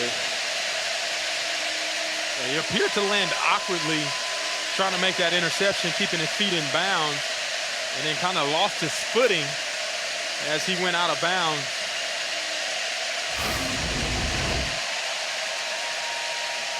And he's trying to maintain possession, then he slips right there, right at the end, and seems to be laboring in pain as he slips. This is a 27-yard attempt. Gilbert has made from 38, and he has missed from 47. Out of the hold of Jackson Ross. This kick is right down the middle. So Tennessee takes the opening drive of the second half and puts 3 on the board. It's 20-17. On the secondary markets.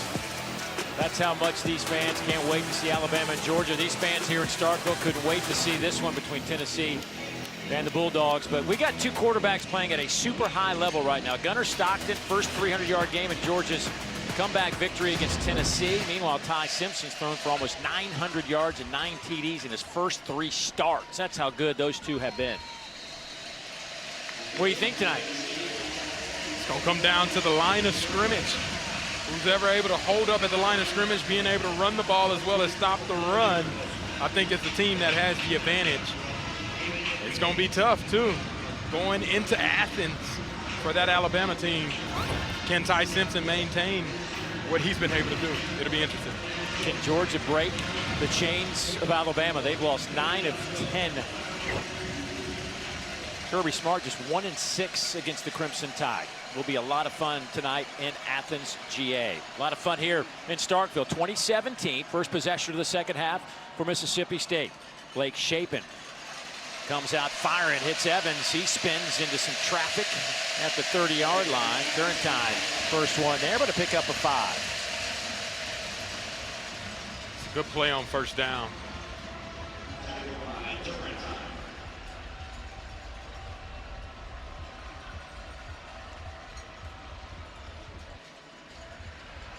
Oh, that play was blown up in a hurry. A loss of 5 on the play as Joshua Joseph just disrupts everything. Yeah, and Blake Shapen just hangs on to the ball too much as Tennessee runs that stunt. Joshua Joseph comes free. You holding the ball, that's a red target right on your back. Now it's 3rd and 10.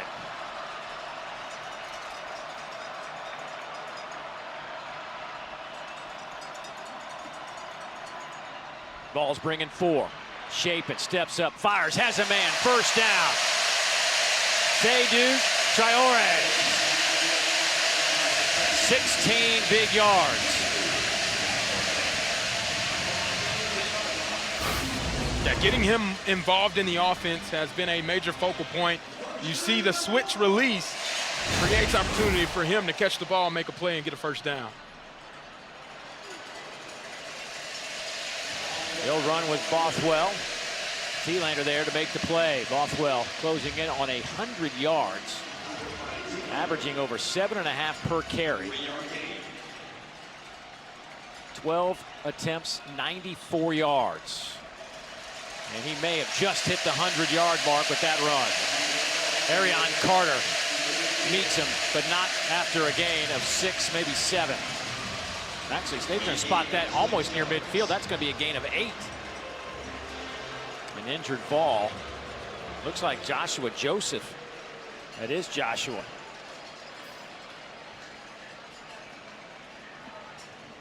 Man is in his 4th year with this program. Preseason All-SEC defensive end out of Kennesaw, Georgia. Came in with 3 sacks. Had a career high.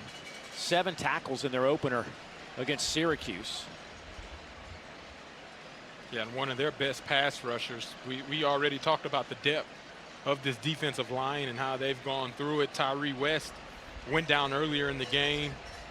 You're just getting back Jackson Moy. And now Joshua Joseph's having to go off for a couple of plays at minimum, it appears. Critical, and you see Joshua Joseph's here on the left side of your screen right at the end of that play as he's delivering that blow. Legs get extended a little bit, came down a little awkwardly, and that's a defender that the Tennessee defense want to make sure they have out there full tilt ready to go.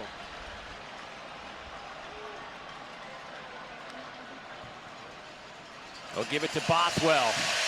Again, taking some defenders with him to the 45. Turrentine and Carter. This is back-to-back games now for Fluff, over 100 yards. 8 career, if you go back to a South Alabama season a year ago. Bothwell again. Boy, nice vision to find a little seam and take it inside the 40 to the 39. Again, I'll say it again, that's 230-pound tailback.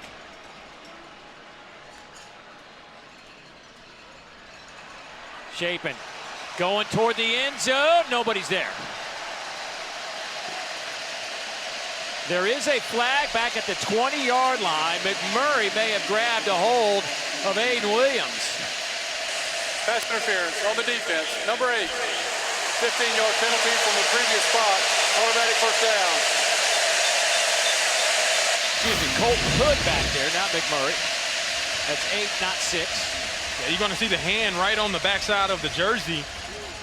I'm not a big fan of this call as pass interference. I don't think he prohibited the receiver I'm with you. running. I don't like that call there. Look, with all the hand fighting and stuff we see on normal routes, that didn't look like nothing. a lot. That was nothing. Booth in the game now at running back. Flag comes down at the line of scrimmage as Booth is pushed back.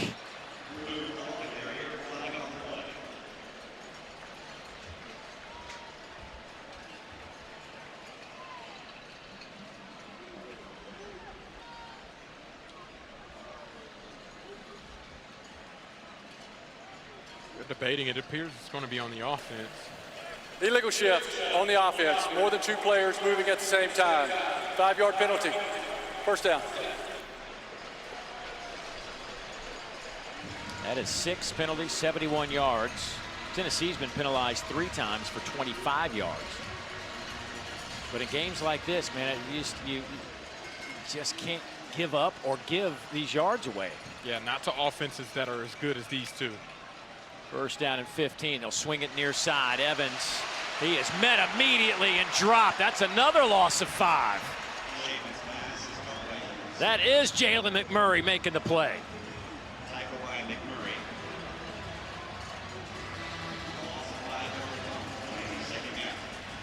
Yeah, the other thing that doesn't help your offense is having negative plays, and you see Jalen McMurray comes up big on that screen, being able to showcase why he's such a pivotal part to the success of this Tennessee defense. Tim Banks' defense the last few years have been dynamite in TFLs. Over 100 back-to-back seasons for the Vols.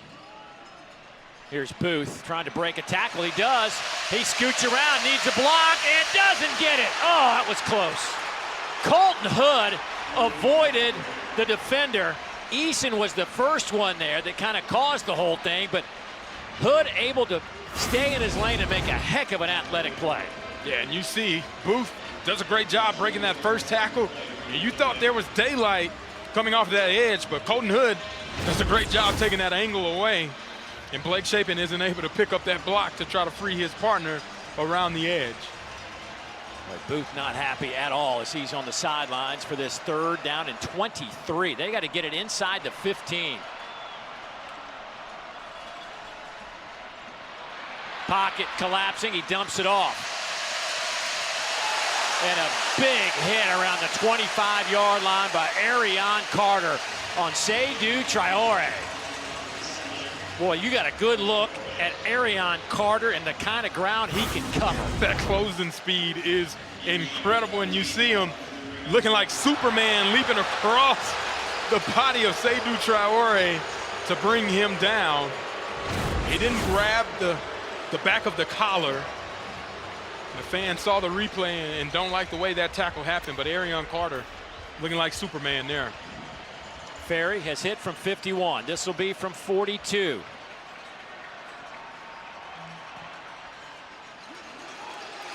And this kick is good. Boy, he's got some kind of leg. Kyle Ferry. Oh, no good, excuse me. Missed it. Yanked that one. Boy, he's frustrated. His first miss of the year. It is 20-17.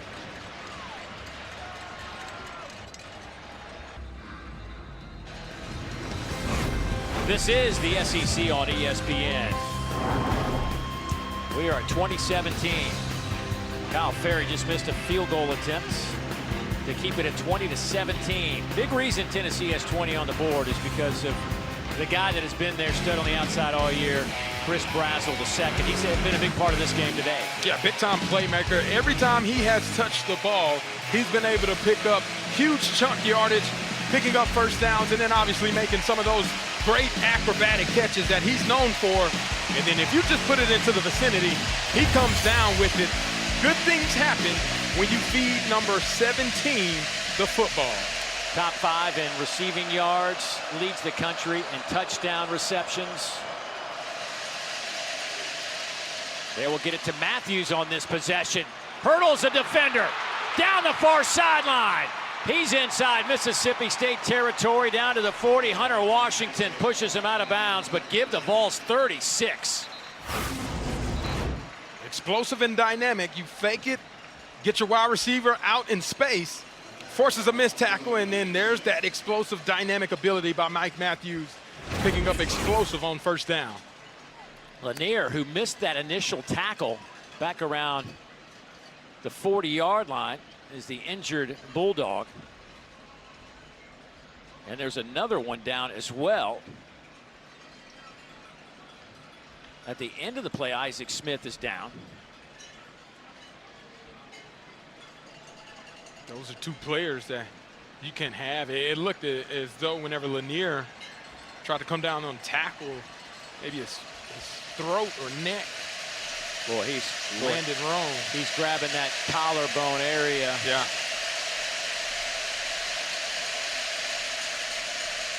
Ryland, the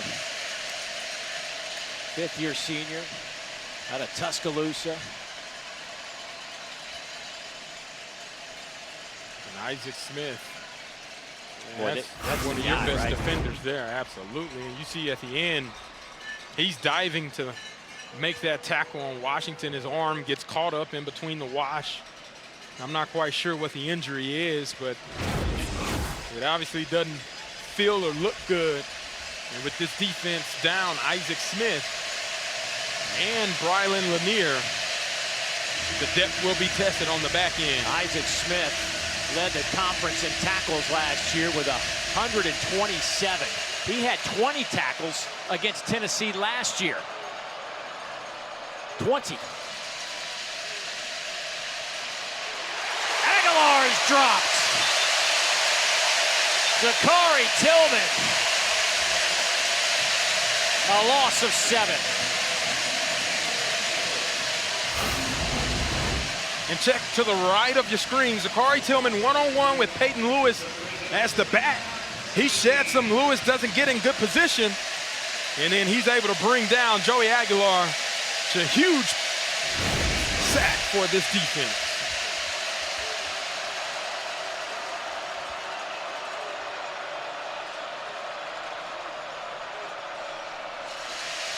On second down, Aguilar passes high, intercepted. Jerron Manning will take it out of bounds inside Tennessee territory. Tried to hit Kitzelman, and it went off his hands and right into Manning's arms. He might get a little extra yardage at the end of this as well. That's going to help Mississippi State on the field position, but we talked about it earlier with Blake Shapen. Tips and overthrows usually ends up in the defense's hands. After the interception, dead ball foul, personal foul, number 53 on Tennessee. 15-yard penalty will be added to the end of the run. Automatic first down.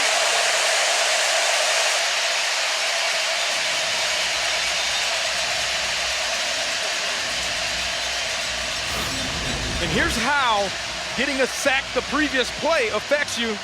The ball is high off of Kitzelman's hands. Tips and overthrows Jerron Manning. Right place at the right time. He steps out of bounds. Then Lance Hurd pushes him and gets that additional yardage.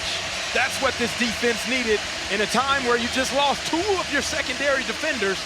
Jerron Manning steps up and makes a big play. How about that, though? You lose 2 dudes in the back, and you come up with a sack and an interception of the following 2 plays. Yeah. First down and 10. They'll hand it off. Bothwell turns the corner. Fluff inside the 15, close to the 10. A huge block by Traore on the edge. Mississippi State, they want to go fast right now. They have the momentum.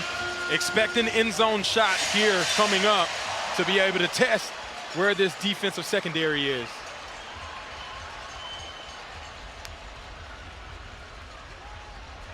Wide open, here's Evans. Has a man to beat, can't do it. Good open field tackle by the freshman Ty Redmond, but that'll be a gain of 5 on the play, maybe 6.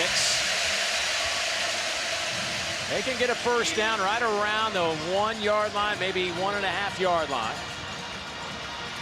2nd down and 4.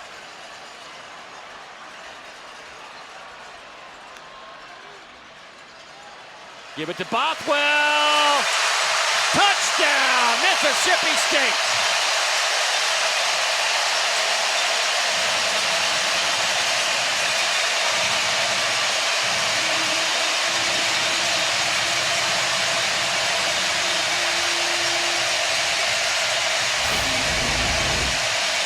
Take a look here. We'll see. It's very close. If he gets in, that elbow may have touched down before he crosses the goal line.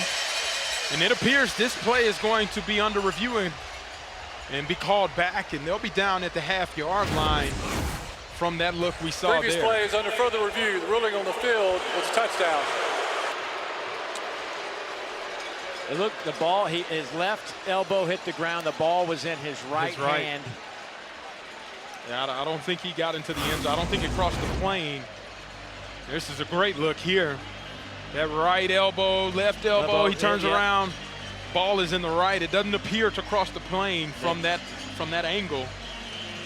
Yeah, I think they're going to overturn this and put it down right at the half-yard line.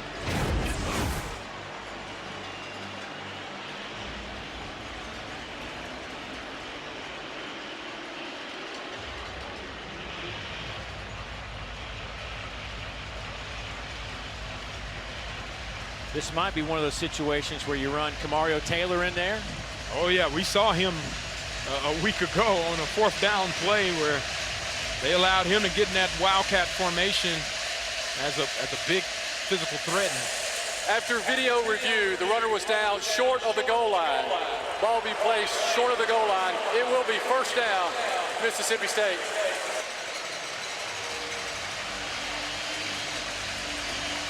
Or heck, you got Bothwell at 230, or you can go Camario Taylor at 230. Put both of them in. Chapin runs onto the field. Bothwell on the field as well.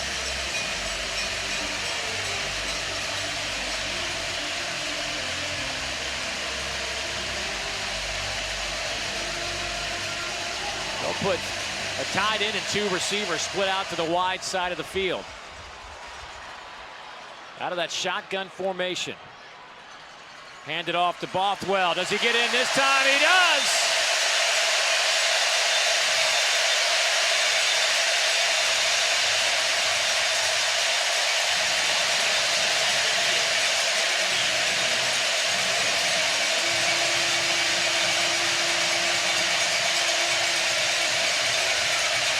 There's no debate about that one. Fluff Bothwell shows you why he was my impact player for this game. So we're going to lean and depend on what he's been able to do over these past couple of weeks in the ground game. 131 yards and 2 touchdowns for Fluff Bothwell. That drive, 4 plays, 26 yards, just a minute off the clock.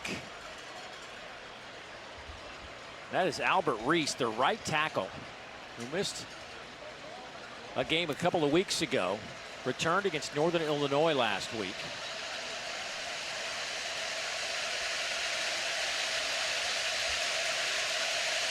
And the big play that set this whole thing up was a tipped ball and the interception, trying to hit the tight end Kitzelman, but Jerron Manning just right place, right time. Yeah, we talked about it coming out of halftime, taking advantage of the miscues and the opportunities, and Jerron Manning was there. Then the offense picks right up with complimentary football, being able to force it into the end zone and take the lead back. Their first drive out of halftime. Boy, Albert Reese, as I watch him down there, you know, he's been bothered by some injuries. He just really starting to feel good. And a big anchor on this offensive line that is certainly still a work in progress. As a matter of fact, they didn't really have a solid center. They took one of their guards, Cannon Boone, right before the season and said, hey, dude, can you do this? And he's like, I'm all in, coach. So Cannon Boone's been anchoring the center spot. And Albert Reese looks like he's going to head into that locker room. So now you got some issues at the tackle spot. Yeah, and it's been unfortunate. This is the first time all season that this offensive line lineup has been the same from the previous week into the incoming week. And with Albert Reese going down, that's a pivotal blow to where this offensive line had been.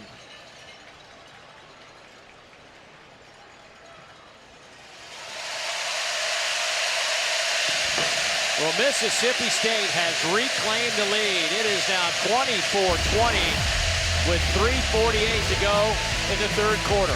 Fluff Bothwell, a transfer from South Alabama, has made an immediate impact here in Starkville.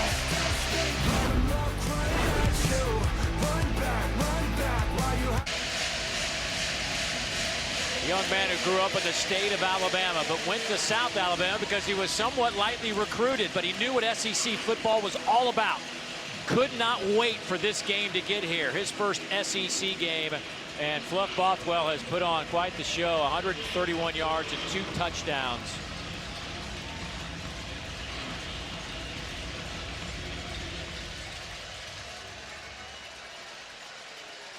That kick will sail through the end zone, gives us a chance to get an update on what has been a great day of SEC football. Dari, what's going on out there?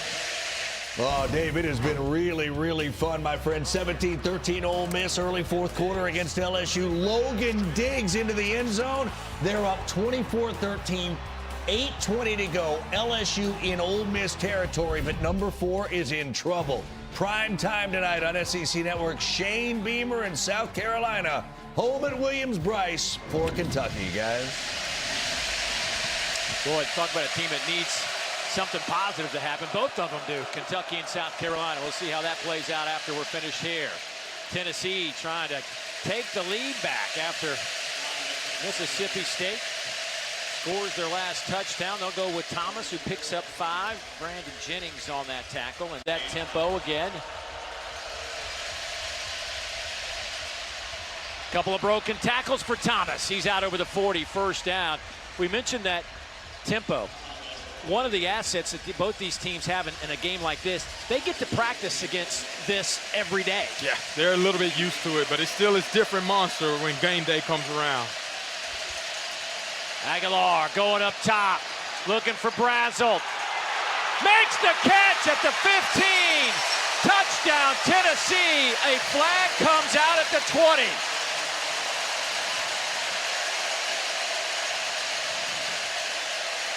There was a ton of pushing and shoving going on. Brazzell and Jet Jefferson back there.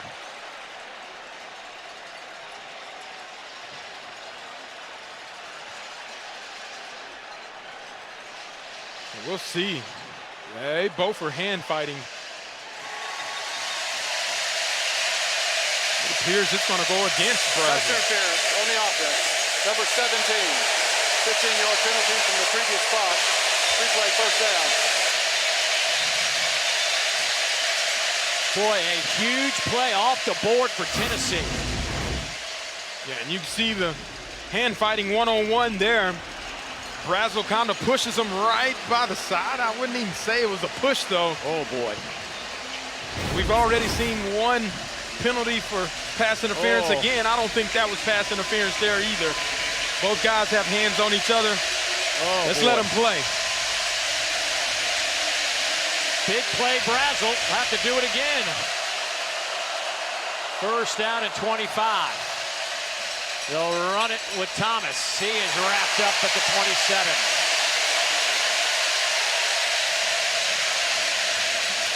Tyler Lockhart is playing some football right now as a true freshman, stepping onto the field, making some plays, and is leaving his presence felt.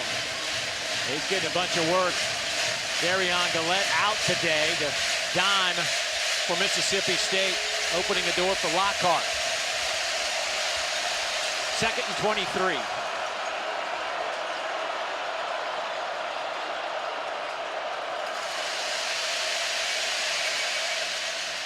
Pass is caught at the 34, but that is well shy of where they need to go. They got to get across midfield for the first down. Staley makes that catch for 7 yards. Expect that 3 high safety to be a part of the disguised look on the back end to try to confuse Aguilar on this 3rd and long.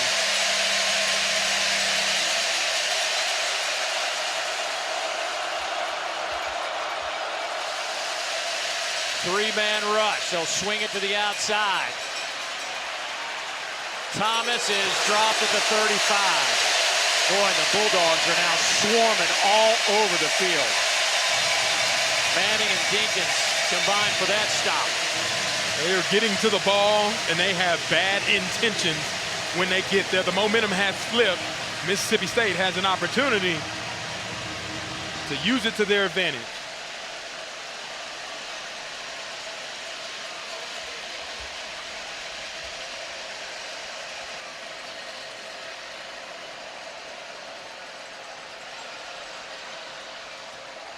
Jackson Ross. Boy, good kick, end over end. Fair catch called for by Anthony Evans. But boy, they're going to revisit this one over and over in Knoxville. The offensive pass interference against Chris Brazel. Yeah, it really appears as Jet Jefferson kind of falls down. They have hands on each other. And you can see Heupel is like, I can't believe that was called on Brazel. And Brazel obviously in dismay because he knew he didn't push him down. That's one they're going to be talking about for a while. The Vols need their defense to stand tall here with 1:02 to go in the 3rd quarter.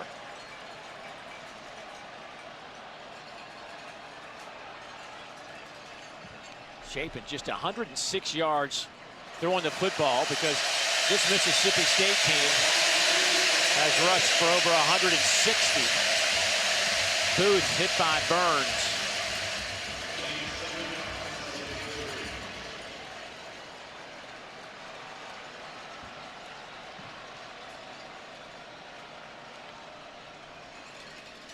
Handoff right side, Booth kicks it to the outside. First down, out of bounds. Let's get an injury update. Let's go down to Morgan. Mississippi State is going to be without their leading receiver, Brennan Thompson, who did not return from the locker room after halftime. And it also looks like Anthony Evans, their second top wideout, also down here right now, guys, on the field. Oh, boy.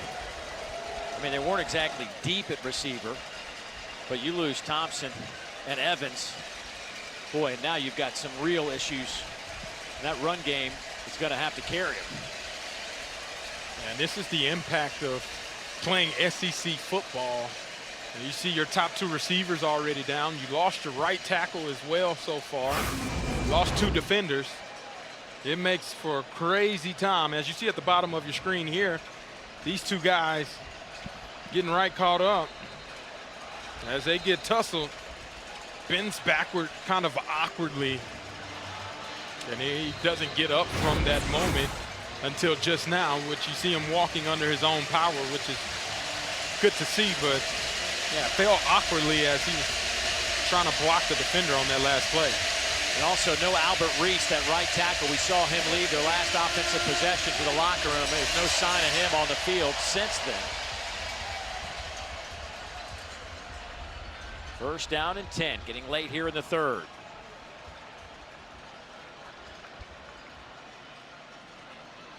Here's Booth. Boy, he just cuts it back against the grain and gets 4 hard-earned yards. Farouk, the first one there. And that'll do it for the 3rd quarter. The Bulldogs have not won an SEC game in almost 2 years. They have dropped 12 in a row. They are 15 minutes away from snapping that streak. A lot of football left to be played. 24-20 Bulldogs.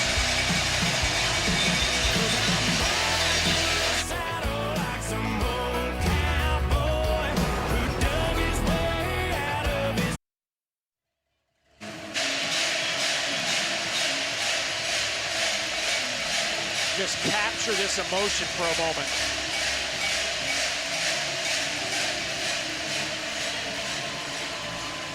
It has been like that since we went to break.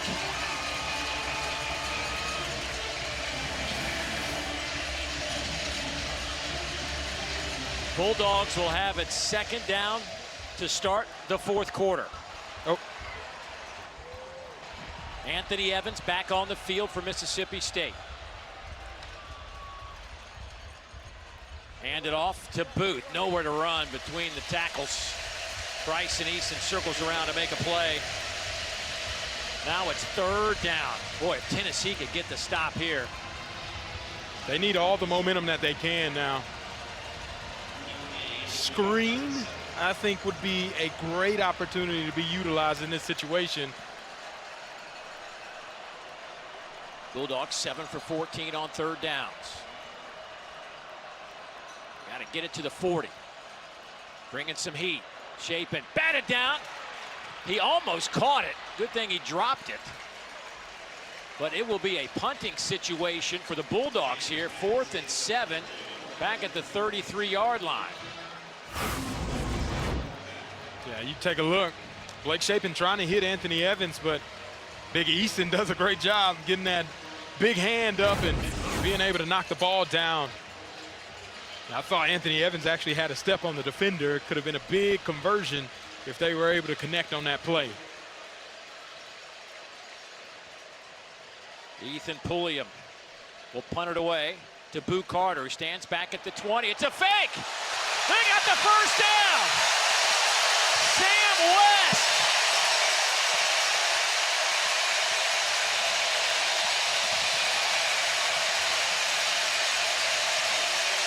A gain of 15 keeps the drive alive. What perfect execution on the fake punt when you least expect it. Game appears to be close to being on the line.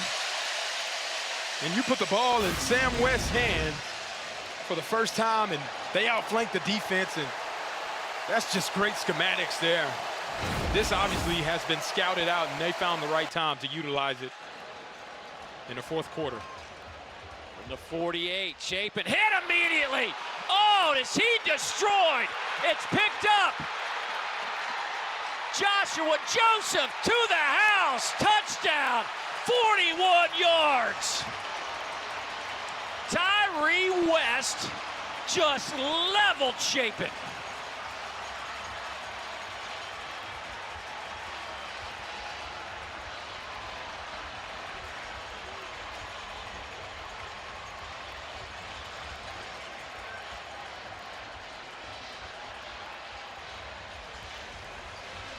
Oh my goodness. That change of events, the momentum has switched. The 2nd turnover by Mississippi State that has led to a touchdown by the defense of Tennessee. And that's a shocker. The Vols have reclaimed the lead. Our new score in Starkville is 27-24. And they are bouncing over there on the Tennessee sideline now. 13:29 to go. And you're going to take a look on the backside. One-on-one, Tyree West. He's been with Lewis all day, and he gets the sack. Blake Chapin doesn't even see him.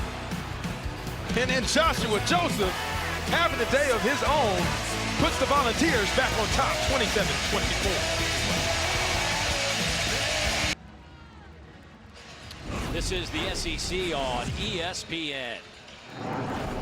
The last time Tennessee played in Starkville, you got to go back to 2012. Mississippi State won that one 41-31.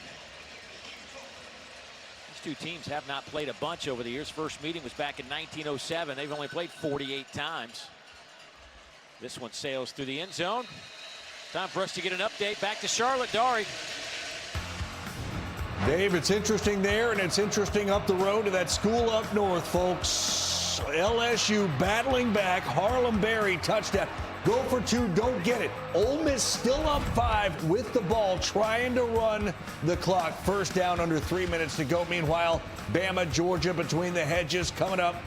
Bottom of the hour-ish. Just after that, over on ABC, and Jam Miller, the senior tailback for Bama, will make his first appearance of the season, guys. Oh boy, just one more layer to that one tonight. If Jam Miller can do his thing. Well, that's going to be tough for the Bulldogs. 27-24 here. They will keep it on the ground and go with Bothwell, as Tennessee's always a little hop in their step.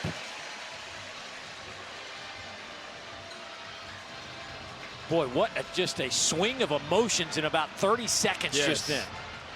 Go from the field goal, the fake punt to a turnover. The atmosphere is different here in Starkville. Shape and pump fakes going up top, has a man. Aiden Williams makes the catch down to the 25-yard line. He was wide open.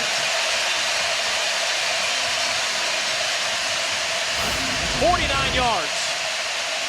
Yeah, and Aiden Williams at the bottom of your screen, they just forget about him completely in a cover 2 look. Turn-time's too late to get over there. And they make you pay big time. Blake Shapen with the connection there. Bothwell. Vols all over that one. Got it back to the line of scrimmage.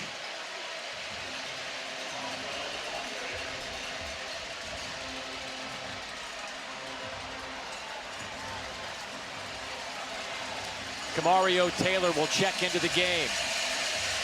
The true freshman quarterback. They will go empty here. 2 tight ends in the game. Traore lines up as an H-back. They give it to Camario, trying to create a little bit of running room, but T-Lander was the first one there, and then Jackson Moy. Glad to see him back if you're a Tennessee fan. Came in as a probable, but he has gotten some snaps today and kind of changes that D-line a little bit with his ability to play.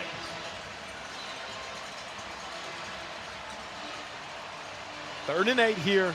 Dave, Blake Shapen has to be smart with the football. You got a chance to reserve the right to kick, right? If you don't make it, you still have an opportunity to kick a field goal, but don't be careless with the football. Shapen tries to take it himself and is down around the 21-yard line. Edwin Spillman will get credit for the tackle, but that'll bring up a 4th down. And what does Jeff Lebby want to do? He is not afraid to go for it on 4th down. They've attempted 8 4th downs, converted 6 of them, but he's going to bring out the field goal unit for this one. Blake Shapen is not happy with that last sequence after the big play.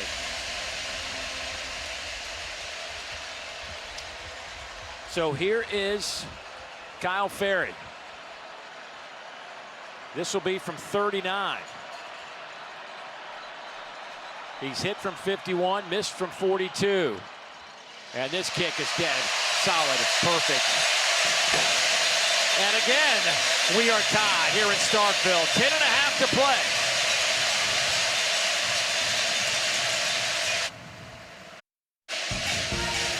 SEC Network Football is presented by the Sonic Smasher. Buy one, get one free in the Sonic app. Live free, eat Sonic. Well, turnovers have been a big part of this one today. As a matter of fact, there have been a total of 4 of them. The first one came on the first possession of the game as Tennessee muffed the punt. Shortly thereafter, Bothwell takes it in. Then the tip pass results in an interception, and there's Bothwell again for the touchdown. And then Shapen is intercepted early in the game by Colton Hood.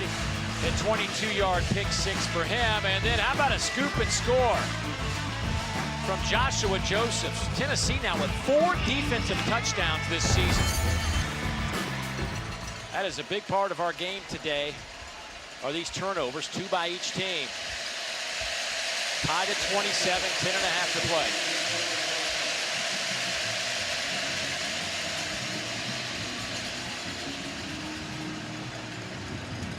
There have been, this Tennessee defense, we just saw that hit a minute ago on Shapen. They have put together 5 sacks. They have 20 sacks this season, Tennessee's defense. Picking up right where they left off a season ago when they were pivotal and playing on the opposite side of the line of scrimmage of the opposing offense. See if this Tennessee offense can now go 75 yards. High throw, and that one's in no man's land. Trying to hit Brazel with it. You know, Dave, the flow of this game has been really weird for Joey Aguilar to try to find sync. Feels like he's been on the sideline for so long, he can't find a rhythm. Brazel has 4 catches, 83 yards. Matthews, 4 catches, 100 yards.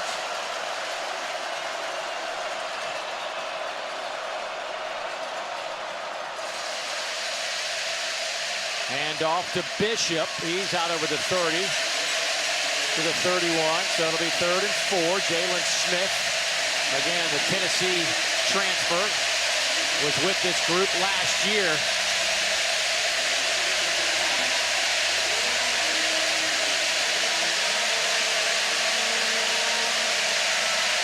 This is Kitzelman territory, the tight end.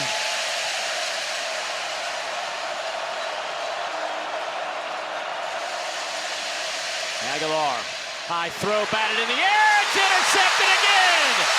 Zachary Tillman, Zachary inside the 20. Listen to this place go crazy.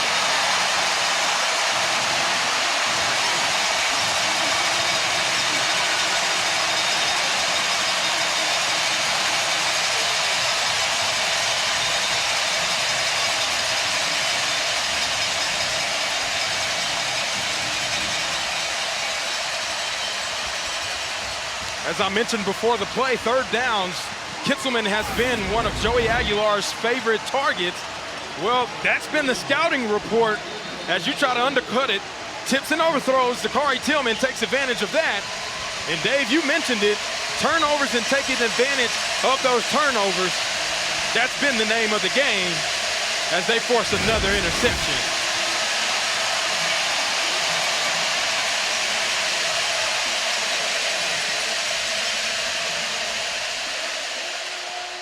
First and 10.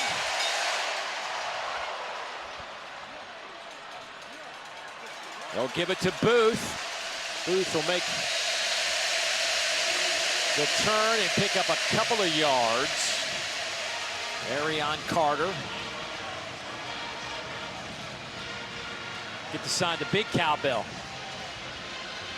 More cowbell.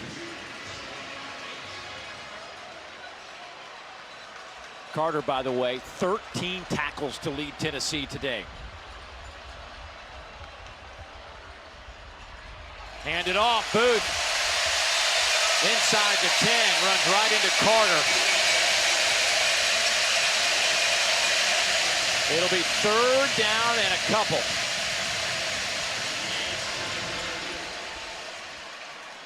They give it to Booth. Spins, and he's to the 5.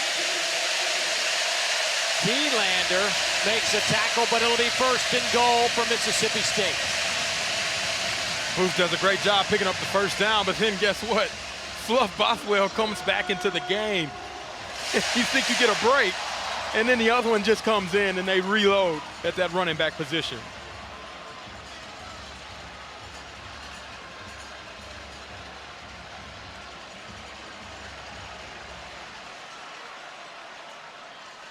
They give it to Bothwell. He's down to the 2-yard line. Carter with another tackle. Alert Blake Shapen again, handing this ball off, but if they crash, he'll keep it around the edge. He'll dump it off this time. Trying to hit the tight end. Seydou Traore. Touchdown! Mississippi State.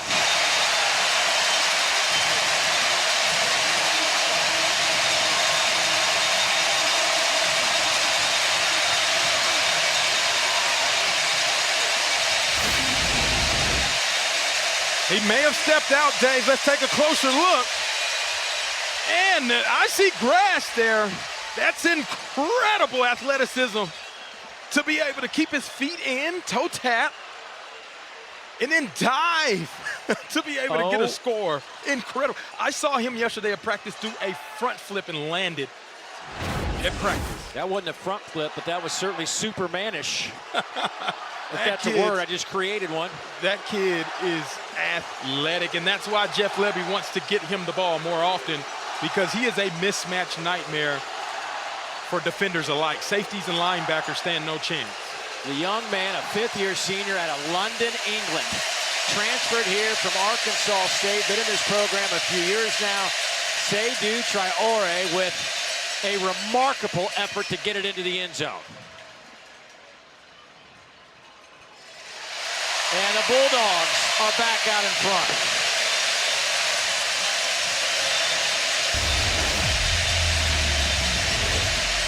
It is getting crazy in Starkville. You see the turnover by Zachary Tillman created an opportunity for that offense to put more points up. Mississippi State 34-27.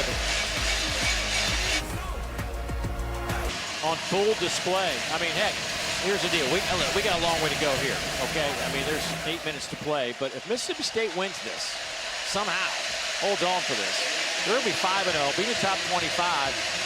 And I know it's a stretch, but you got to start saying. You got to put them in a conversation. Yeah. They have to be put into the conversation. If Tennessee was put into the conversation and Mississippi State is able to win, then by that metric, 2 top 15 wins means they have a great resume by beating Arizona State. Arizona State with a good win last night. Absolutely. Let's see what Josh Heupel dials up here on first down from the 25.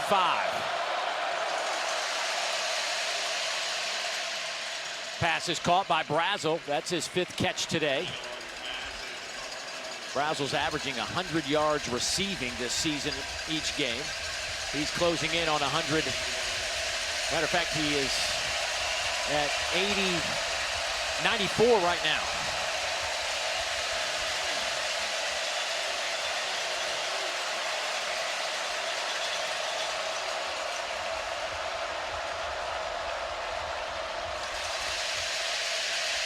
Handoff right side. There is Star Thomas. Star down at the 44, so second down and about 2.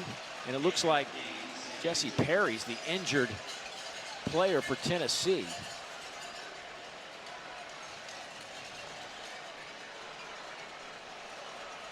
That freshman right tackle for this starting offensive line for Tennessee. This is always something of great concern. You don't want to see, and I feel like we've seen quite a few injuries over the course of today, which is never the game that you want to see.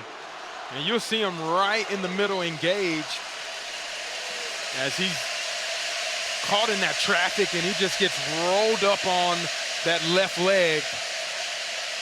And that's where, you know, playing that offensive line with so many bodies flying around, it's very difficult to come out unscathed week in and week out.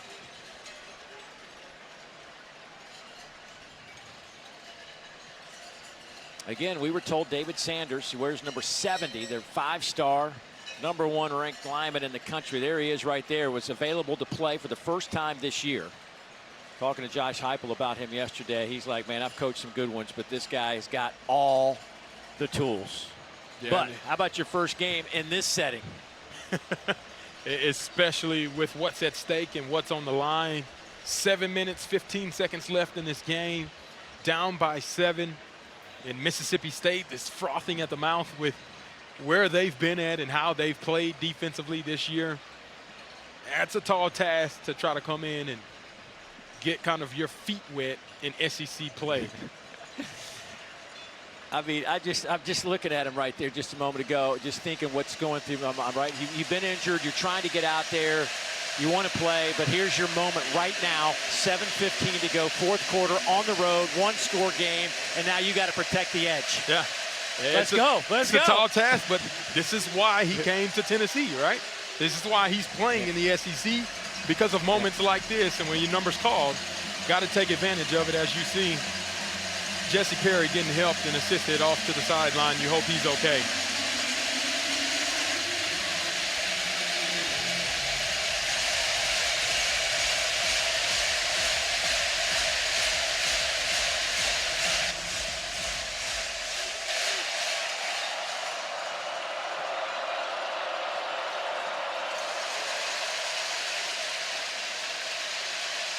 They'll hand it off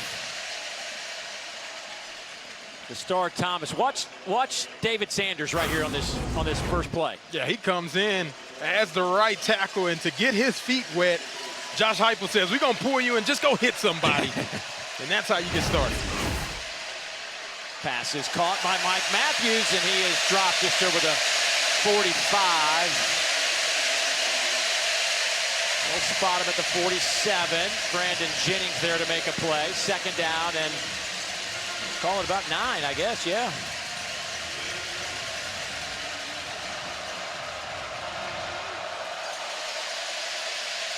Trying to run it again, nowhere to go. Zachary Tillman steps up to make that play. Tillman's 5th tackle.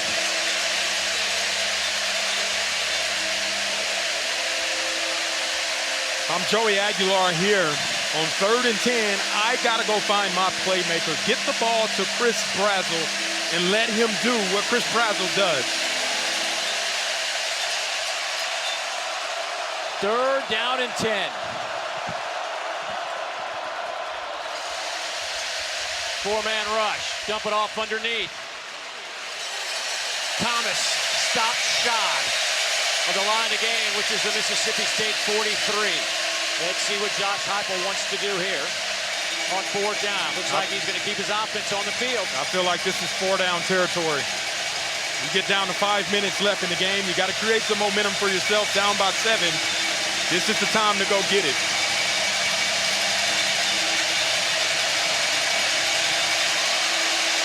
You got one-on-one matchup with Chris Brazzell up at the top of your screen. Keep an eye out there.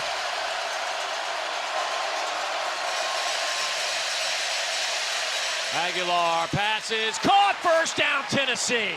Brazzell steps up again. I'll say it one more time. His name should be Big Play Brazzell.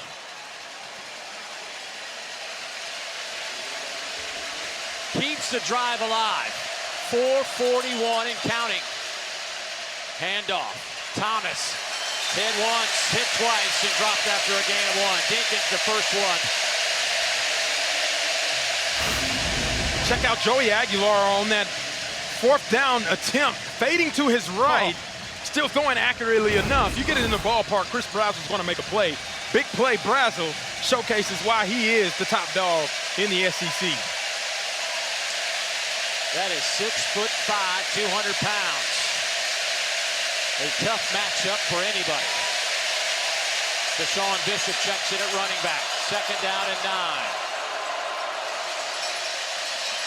Aguilar trying to throw. Hit as he throws. Caught inside the 20. Mike Matthews.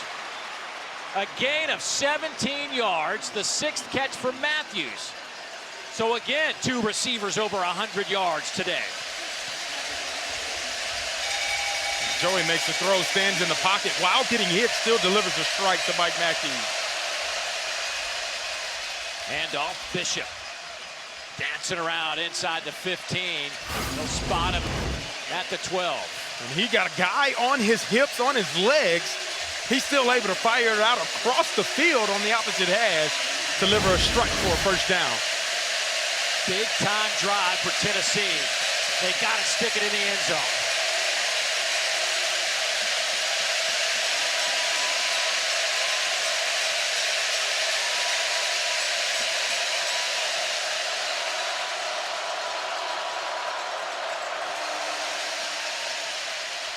Handoff goes to Bishop. DJ Reed with the tackle. It'll be 2nd and short. 3rd and short, excuse me.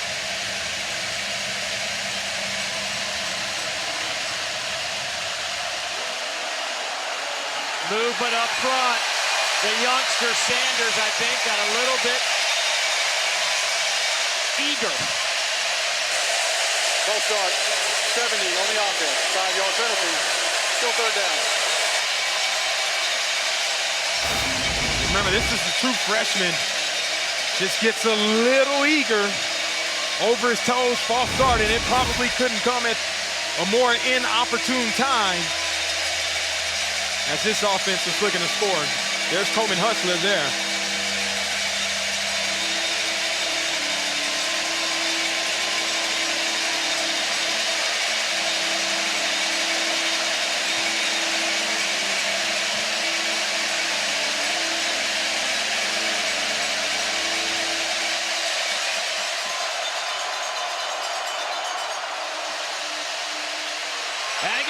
under pressure, gets the pass away, caught, second ever first down. Tennessee will have it first and goal. Braylon Staley with a heck of an effort to pick up the first down.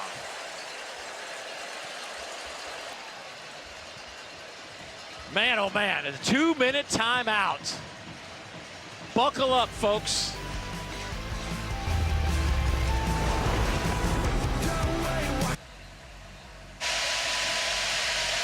I know there's a bounce house down in Orlando at Central Florida, but this place has been bouncing since about 2 hours before kickoff.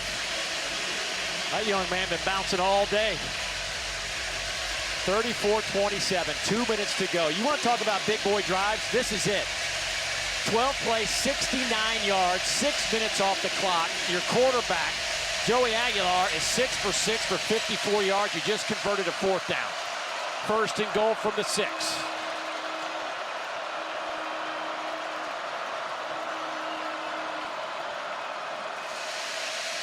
Aguilar turns the corner, dives for the end zone. Touchdown!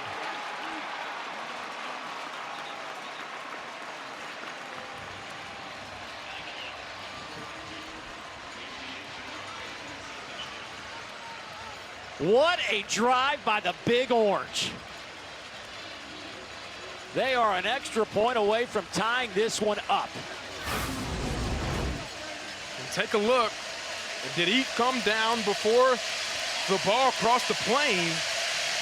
And that appears to be good to me. His hip looks like it's on the ground, but the ball from that angle looks like it crossed the goal line. I think that'll count.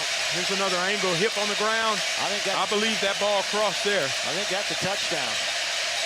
And what a run by Joey Aguilar, and that entire drive, like you mentioned, hinged off of his play, converting on fourth down to keep the drive alive and then getting into the zone. Braylon Staley converts the fourth down, sets him up inside the 10. Browser with another huge catch. And boy, what a drive for that man, Joey Aguilar. A huge extra point on the way. Max Gilbert has never missed one.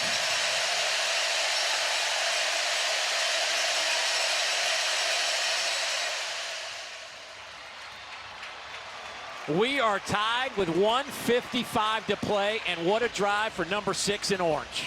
Yeah, he was absolutely incredible. On the day, he's been phenomenal, but you look at that drive in particular, going 6 of 6, and then picking up the yardage with the legs that he needed. This is the Superman that they needed to have. You're going to look at some of the throws that he made in the pocket. That was fourth down. They needed to have that play to Chris Brazzell. Has defenders hanging on his back, still delivers a strike to Mike Matthews. Flushed out of pocket, no problem.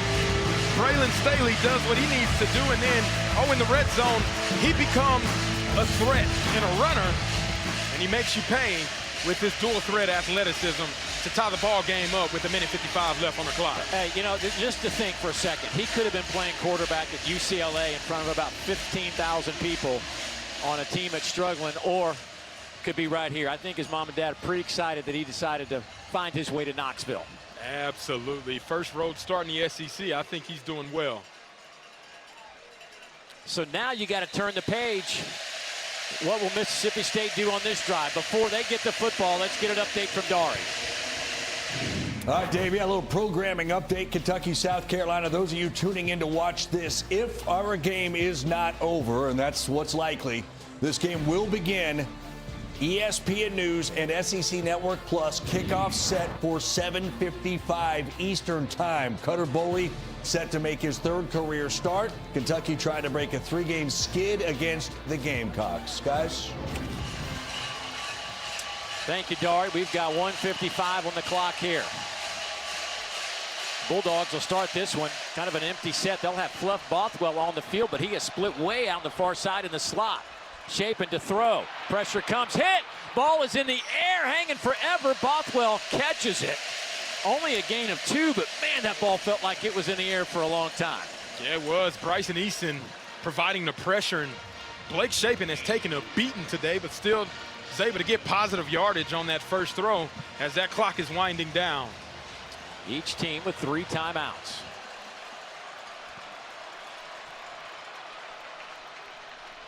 Shapen steps and fires, incomplete. That one hit Coach Heupel over there. Heupel's reflexes allowed him to get out of the way just in time.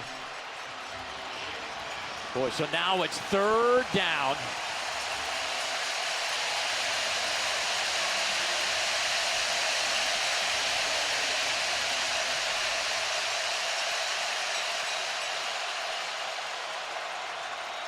Tennessee will line up with 4. Are they going to bring some heat? Boy, it looked like Edwin Spillman, 13, was going to bust in there. Let's see if he comes off this edge. Incomplete. Trying to hit Bothwell with it. Now it's 4th down. Boy, Jeff Levy, he's going to have to, boy, he doesn't want to do this, but he's going to have to punt it away because that would have been the game if you don't get it. Yeah, Joey Aguilar just coming off of his best drive in the second half. And now you got to punt the ball back to them? Boy, what a job by Tennessee's defense. Yes. With 3 timeouts left, too. It's what you're looking for if you're Tennessee to try to go close this game out. Pulliam punts this one away. Boy, tight spiral. Returnable by Boo Carter. He's got some room near side. Bounces back the other way. Losing a couple of yards.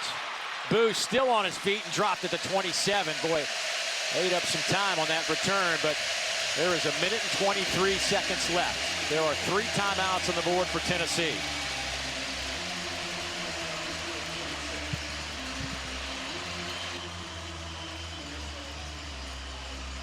Boy, you know Max Gilbert would love a little redemption after missing a critical field goal in the Georgia game.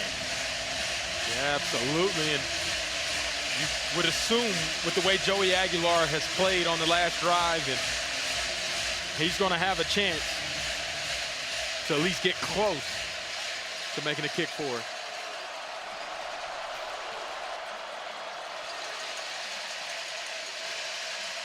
Handoff to Bishop. DJ Reed there to make a play. Clock moving to 1:10.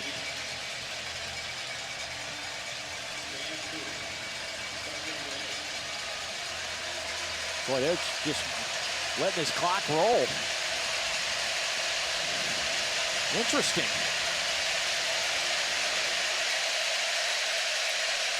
20 seconds have gone off since that last play ended. 25 seconds now. 3-man rush. Aguilar underneath. 1st down, Tennessee. That goes to Kitzelman. That'll stop it for a moment. 38 seconds. 37, clock's now moving. Aguilar. He needs to get out of bounds without to burn a timeout here. Let's see, and they will.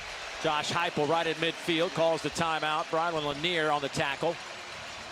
Timeout, Tennessee. Again, they're first. Max this will Gilbert's be a 30-second timeout. career long was Please reset the 53 game clock yards to in 24 week 2 seconds. against ETSU. 2-4. Thank you. So you're looking at 35, 36-yard line to get this football. Yeah, I'm curious. I'm assuming Coach Heupel didn't speed up the operation of the offense so as not to leave time for Mississippi State, similar to what Mississippi State did their previous drive, going 3 and out, all incompletions to be able to give the ball back to Tennessee. But that much time coming off the clock, you don't want that to come back to bite you in the butt. You got 24 seconds left. You could have had a lot more precious time saved earlier. You took a timeout.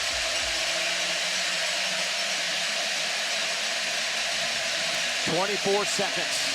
2nd down and 1. Vols need to go about 15 yards to have a legitimate shot at a field goal. Aguilar, though, trying to end it right here, going deep. Passes deflected and knocked away by Jerron Manning. They were trying to hit Brazel.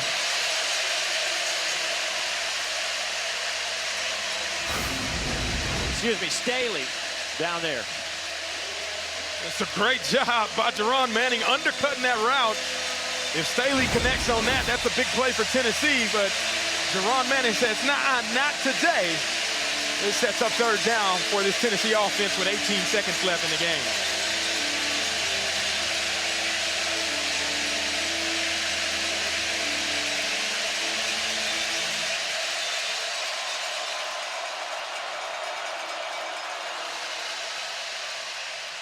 They'll go inside handoff.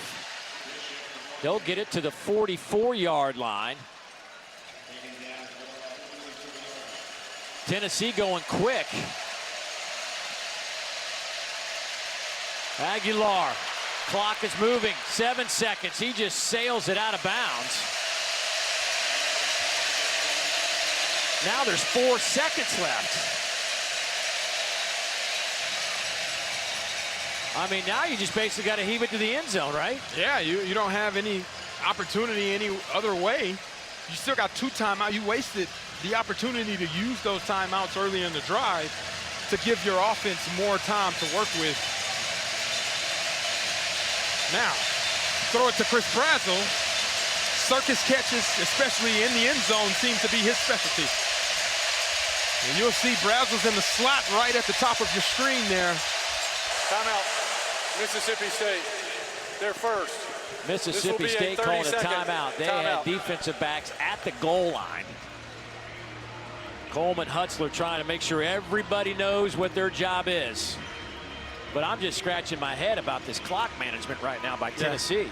Yeah, early in the drive, even whenever they did their first play, which was a run play, you know, you get back on the ball, you snap it, but they wasted and bled 25 seconds off of the clock before snapping the ball on second down. I'm a little confused by that as well. And you got 2 timeouts now. You can't take them with you, so might as well use them while you have them. But there's that man, Chris Brazel. If anybody can make some of those crazy circus catches, especially on a Hail Mary type of attempt, that's the go-to guy to focus on down in the end zone. Brazel has 6 catches for 105 yards. Matthews 6 catches for 118. That is 6'5" right there, Chris Brazel. Again, he's here on your screen. Boy, that defensive setup, they got 3 on the goal line, 4 inside the 20, and they'll have 4 up near the line of scrimmage. Coleman Hutzler telling them, bat the ball down. Aguilar spins out of trouble. Flags come down. This is going to be shy. Boy, had they intercepted that, they had a lot of room to run, but Manning couldn't hang on to it. There is a flag in the backfield. It's going to be holding on the offense. Holding on the offense, number 72. Penalty is declined. That is the end of regulation.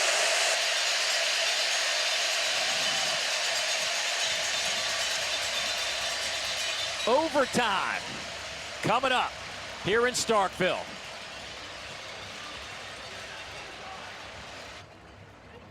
Welcome to Overtime, presented by Cheez-It. It's crunch time. In the first overtime, each team gets a possession starting at the opponent's 25-yard line.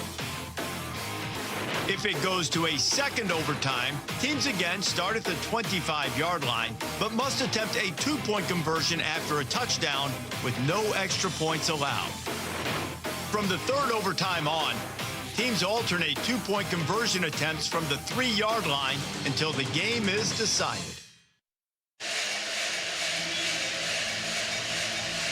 They're ready for some overtime here at Davis Wade Stadium. Tennessee 15-10 all-time in overtime games. 0-1 this year, of course, losing to Georgia in that heartbreaker. Mississippi State 7-5 in overtime games, but their last one back in 2023 against Arizona. What a day. What a day here in Starkville. Heck of a football game. The ebbs and flows of this one have been incredible. All right, guys, nice job. The first 4 quarters of the game, we're going to go to overtime. First overtime will be football from the 25-yard line. We'll have 1 coin toss. Whoever wins the toss will have the choice of offense, defense, or which end of the field you want to play on. Tennessee, you're the visiting team. You'll make the call. I'll let the coin hit the ground. That's heads, that's tails, heads, and tails. What do you call? Heads. He calls heads.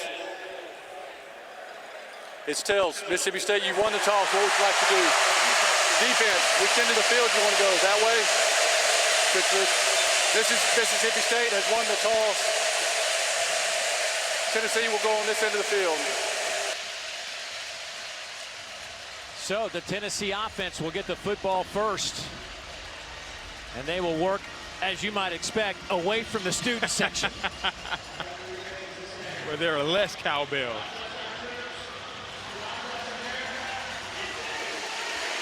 Well, Tennessee has obviously experienced this just a couple of weeks ago.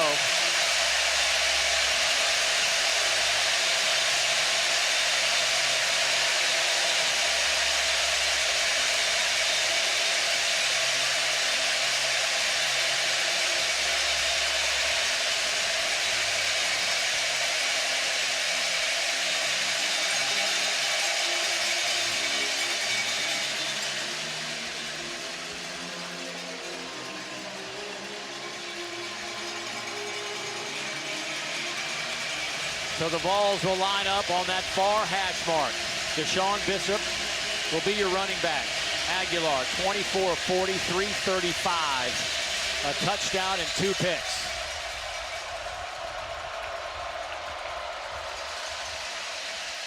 They'll hand it off to Bishop. Turns the corner. That did not take long. Touchdown, Tennessee.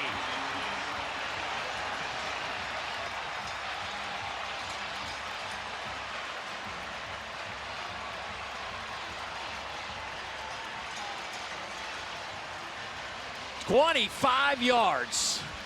We've seen Tennessee use that 12 personnel, the twin formation with both of those big guys in the backfield. Bishop makes Zakari Tillman miss, and then it's a foot race to the end zone and gives them the first lead in overtime, awaiting the extra point. Max Gilbert hammers that one through the uprights, and Tennessee with a 7-point lead, 41-34. Bulldogs about to get the football. Before that happens, let's get an update from Dari. All righty, guys. As seen right now on ESPN News or SEC Network Plus, it's Kentucky that strikes first against South Carolina. They've lost 3 straight to the Gamecocks. Again, when our game's over, we bring the Cats and Gamecocks over here, guys. Thank you, Dari. Cutter Boley getting the start for the Cats, and that worked well on the opening drive. So here the story is 41-34. Pretty simple.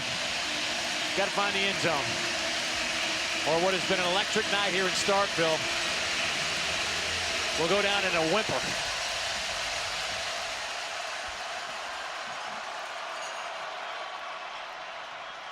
Hand it off to Fluff Bothwell, and he has stood up. Might have lost a yard. Spillman and Carter. Carter has been all over the field tonight. He's up to 17 tackles. He's made his presence felt. Sideline to sideline linebacker, exactly what he is. The tip of the spear on defense.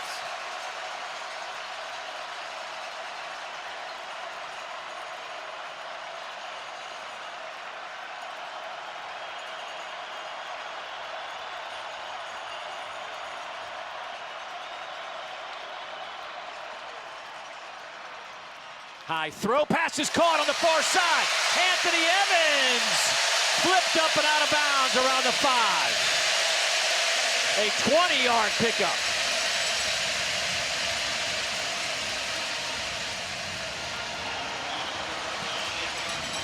An explosive play there. Being able to get the crowd back into it on the 5-yard line.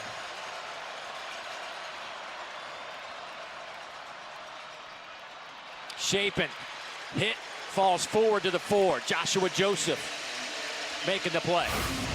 You see man-to-man coverage from that last play. Anthony Evans makes a catch. 2 receivers was in the area, and then he shows you his aerial acrobatic ability, leaping over McMurray, picking up a little extra yardage at the end of that run. Boy, Shapen has taken some hits today. Bothwell trying to find a little bit of a hole, and it's just not there because number 7 is still playing defense. Arion Carter. What a monster, the junior linebacker. Came in leading the conference in tackles with 32, and you know when this day's over, he'll still be number 1.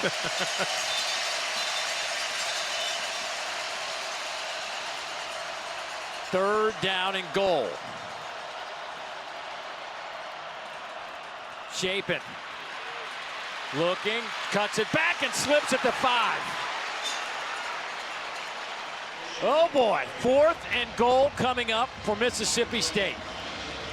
1 play to keep this dream alive.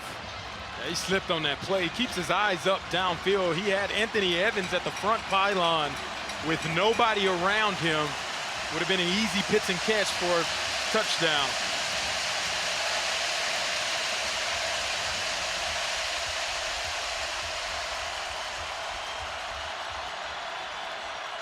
Shapen has some time. Sidearm throw. Incomplete. Tennessee has found a way to win one on the road.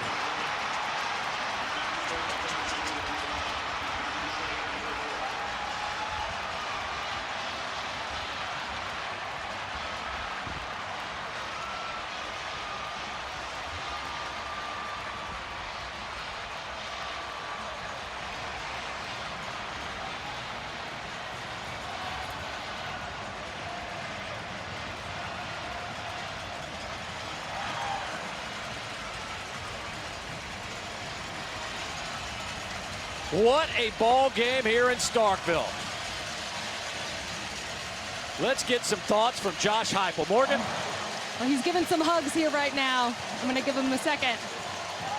But, Coach, your defense there with a huge response to seal this game in overtime. What did you see from that group? Yeah, great job by them, getting off the field. 4 down stop, just relentless effort from them. I love the competitive makeup of our football team.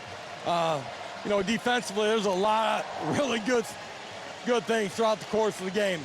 There was a lot of things that offensively we didn't maximize our opportunities. But at the end of the day, this is a win for the good guys in orange, and appreciate our fan base. They were awesome tonight. The 4th quarter, we saw your quarterback, Joey Aguilar, put together his best drive. What was it about him that changed? Yeah, there's some things that we missed early in the football game, middle of the football game. But one of the great attributes about Joey is that he's super calm in the storm, and he's the same guy every drive, every play. And love that makeup of him and this football team. Really proud of him. Thank you, Coach. Thank you. Appreciate it. Hey, any road win in the SEC is a big one. They found a way today. As he said, it wasn't perfect. But, man, coming into this environment with this team that was red hot, full of emotion and confidence, you got to walk out of here feeling really good. And old number 7 for Tennessee had a heck of a game on the defensive side. Yes.